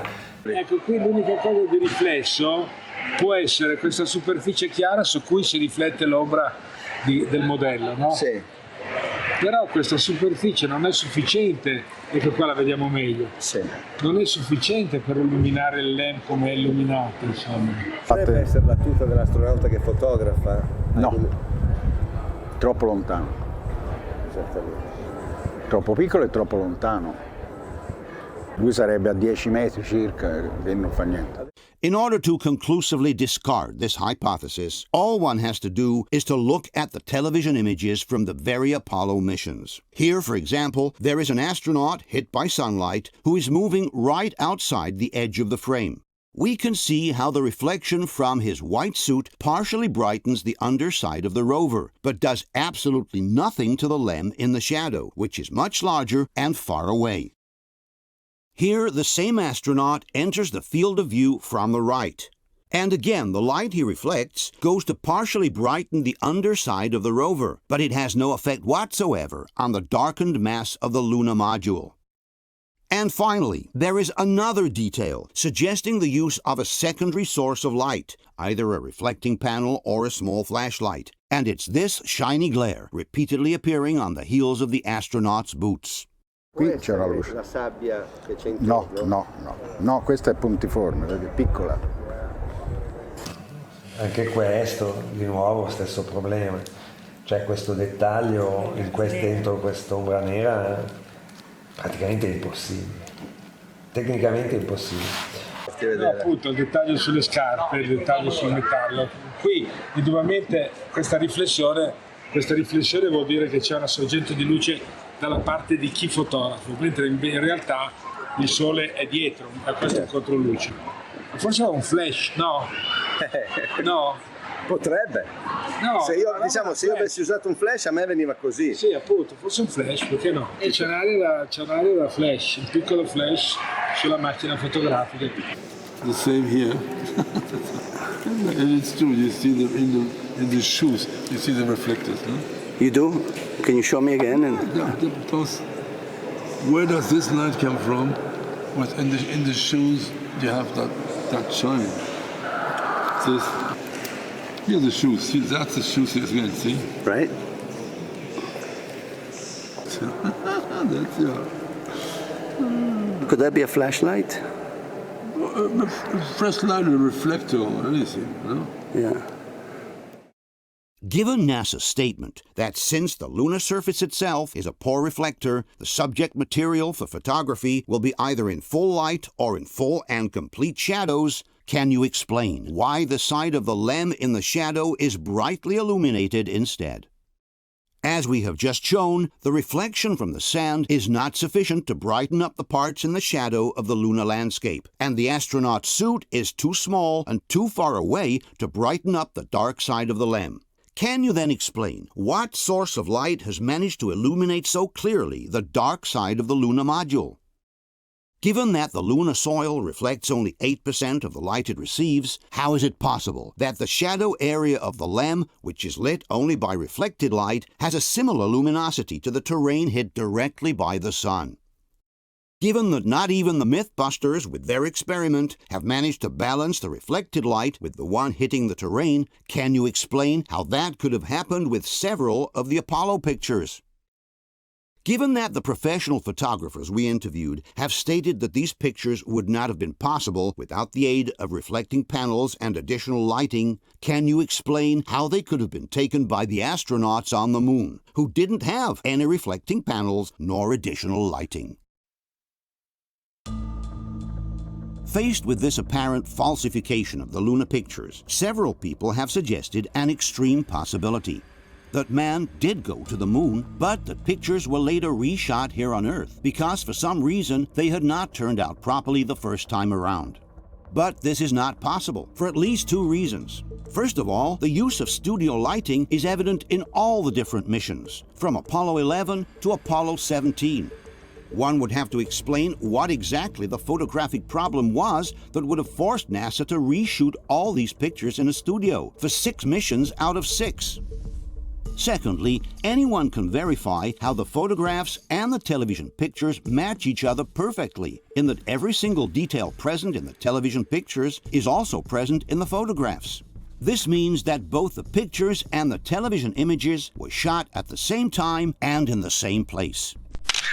In other words, the set is the same for the pictures and for the TV images. And since the television images have always been broadcast live, this means that also the photographs must have been taken at the same time and not later. Or possibly before, if the television scenes were pre-recorded in a studio, but certainly not after the date of the live broadcast.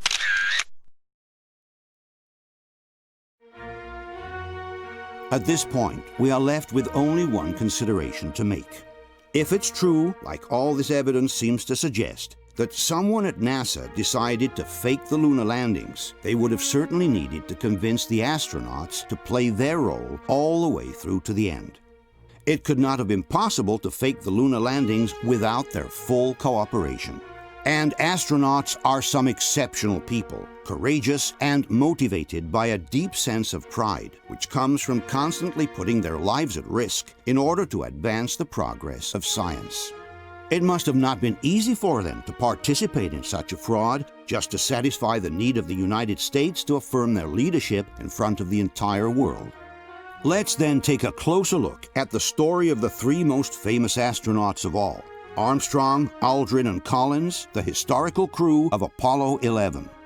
On July 24, 1969, astronauts Neil Armstrong, Buzz Aldrin, and Michael Collins triumphantly returned from the most important mission ever accomplished in human history. They have just been on the moon.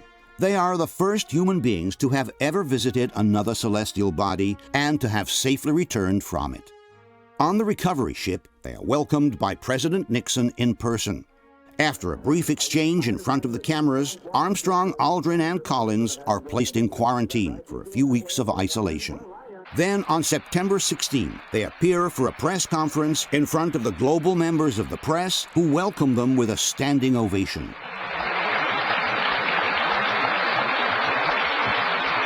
Everyone expects to see three absolute heroes radiating with happiness and pride for their incredible achievement. But their faces appear somber, tense, somehow preoccupied instead. They seem uncomfortable, and there are several truly embarrassing moments during the event. When the three astronauts are asked the meaning of a mission that has brought mankind on another celestial body for the first time, the three don't seem too eager nor too enthusiastic about answering the question. Many of us and many other people in many places have speculated on the meaning of this first landing on another body in space. Would each of you give us your estimate of what is the meaning of this to all of us?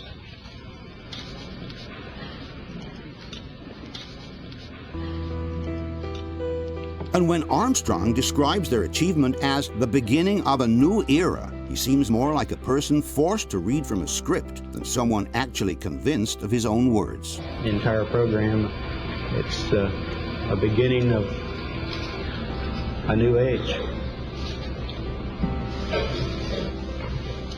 Possibly the most embarrassing moment of all comes when the famous astronomer and journalist Sir Patrick Moore asks the astronauts whether they could see stars from the moon. When you looked up at the sky, could you actually see the stars and the solar corona in spite of the glare? But not one of them, surprisingly, remembers having seen a single star by the naked eye. We were never able to see stars from the lunar surface or on the daylight side of the moon by eye without looking through the optics.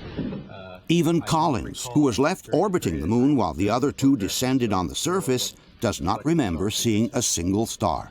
I don't remember seeing any.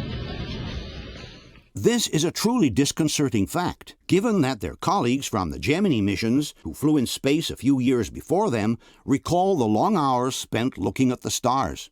We'd spend several hours just with our faces pressed up against the window at night with all the lights turned down low, and watching the stars. Also, the astronauts from the shuttle missions, like for example James Riley, recall seeing literally millions of stars in outer space. What are the stars like in space? Like, are they just brighter than on Earth, or how would you describe it? They're brighter, but they're different. A lot of things different about them. One, you don't have the atmospheric distortion, so they don't twinkle right. So you see lots of points, and you see lots of points, and that literally millions of them. One wonders where the Apollo 11 astronauts have truly been in the crucial 8 days of their mission, given that they don't remember seeing a single star by naked eye. Another surprising fact is that, instead of pursuing a successful career within NASA after their triumphant mission, the three astronauts suddenly decided to leave the space agency. A little over a year after their mission, with the Apollo program still in full swing, all 3 astronauts resign from NASA. Armstrong literally disappears from the scene, moves to the country, decides not to give any more interviews, and shuns the public eye. And when NASA celebrates the completion of the Apollo program, which has carried 12 men to the moon in the course of 3 years, the most important of all, Neil Armstrong refuses to take part in the ceremony. Buzz Aldrin also falls into a deep state of depression, which leads him towards the abuse of drugs and alcohol. I thrived on addictive substances, alcoholism, and clearly that began to predominate in my unstructured life. In 1973, he appears in a photo in Paris Match, definitely changed in his physical aspect. To the French magazine, Aldrin declares, "They think of us as heroes, but the moon has destroyed us." In a 1994 interview, Aldrin is asked to give some advice to the young people who want to become astronauts in the future. But instead of encouraging them and inspiring them with enthusiasm, he warns them against possible disappointments. Space and its frontiers certainly are new and challenging, and because they're new and challenging, they're also uncertain, and I think anyone aspiring that as a career field has to be equipped with a lot of patience and the ability to cope with things not turning out exactly the way they may perceive that they would ahead of time. Why would a man who has just accomplished the most important mission in the history of mankind warn young people against the risk of disappointments and failures? Ladies and gentlemen, Neil Armstrong. Armstrong sometimes reappears in public, but it's definitely not to sing a praise for NASA. In a ceremony hosted by Bill Clinton in 1994, Armstrong makes an ambiguous and mysterious statement. While talking to a group of students, he mentions some of truth's protective layers that young people should try to remove in order to go on. We leave you much that is undone. There are great ideas undiscovered, breakthroughs available to those who can remove one of truth's protective layers. Later on, Armstrong stuns reporters again when he refuses to take part in the celebrations of the 40th anniversary of the Apollo mission. In 2004, filmmaker Bart Sibrel produces a documentary called Astronauts Gone Wild, in which he interviews the astronauts from the Apollo missions and asks them to swear on the Bible that they really have been on the moon. We must keep in mind that in the United States, a sworn testimony filmed on camera can be used in a court against the person who has made that testimony. And in the United States, perjury is a crime that can even end you up in jail. We don't know if this is the actual reason, but it's interesting to notice that once Neil Armstrong realizes he is being filmed by Sibrel's camera, he refuses to swear on the Bible. I wanted to give you the opportunity to swear on the Bible that you walked on the moon. Will you put your left hand on the Bible and swear to God that you walked on the moon? Gentlemen. Mr. Sibrel. Yes? If you really walked on the moon, why would you not do that? So why don't you just put the... Even after Sibrel offers him $5,000 in cash to be given to charity, Armstrong still refuses to swear. You have $5,000 cash. You can give it to charity if you swear on the Bible that you walked on the moon. Please I have a tape. It'd be fine. Why don't you swear to... Why not? Why won't you do it? Buzz Aldrin also refuses to swear. Why don't you swear on the Bible that you walked on the moon? Why don't you swear on the Bible that you walked on the moon? Why don't you swear on the Bible that you walked on the moon? Sibrel keeps insisting and even insults Aldrin until the former astronaut hits him with a punch. But at the end of the day, just like Armstrong did, Aldrin also refused to swear. Michael Collins, too, the third Apollo astronaut, refuses to swear and actually runs from Sibrel as if he had seen the devil. Well, asking you to swear on the Bible that you orbited the moon. Would you please go away? Well, if you really orbited the moon, why won't you swear in the Bible that you did so? I just don't understand why if you orbited the moon, you wouldn't have a problem about swearing to the Bible on it. Sibrel certainly doesn't have a pleasant approach, but if someone has really been on the moon, why not swear anyway? All you would have needed to do to get rid of the nuisance would have been to stretch your hand out and swear on the Bible. On top, Armstrong could have given $5,000 in charity by simply performing that act. But none of the 3 astronauts wanted to do it. Why? Right side. Team Jesus. Tell the world. Yeah. Tell the world. Let's go, let's go, let's go. Look at the signs now. Can't see or must be blind now. Got us caught up in the lights, trapped in the mind, seem like truth is a crime now. Yeah, cause everybody gotta face the day that they will fade away. Better be ready, it'll waste the day. So I will kneel and pray for your amazing grace, cause without it my life would just fade away. Hey, and we playing with this life now, and I don't really know what to say. So we better shine a light now, cause we gon' leave this place any day. So my mission is clear, I ain't worried about the money, only God I fear. So I pray for my people, leave a trail of tears. Thy kingdom has come, your revelation is near, yep.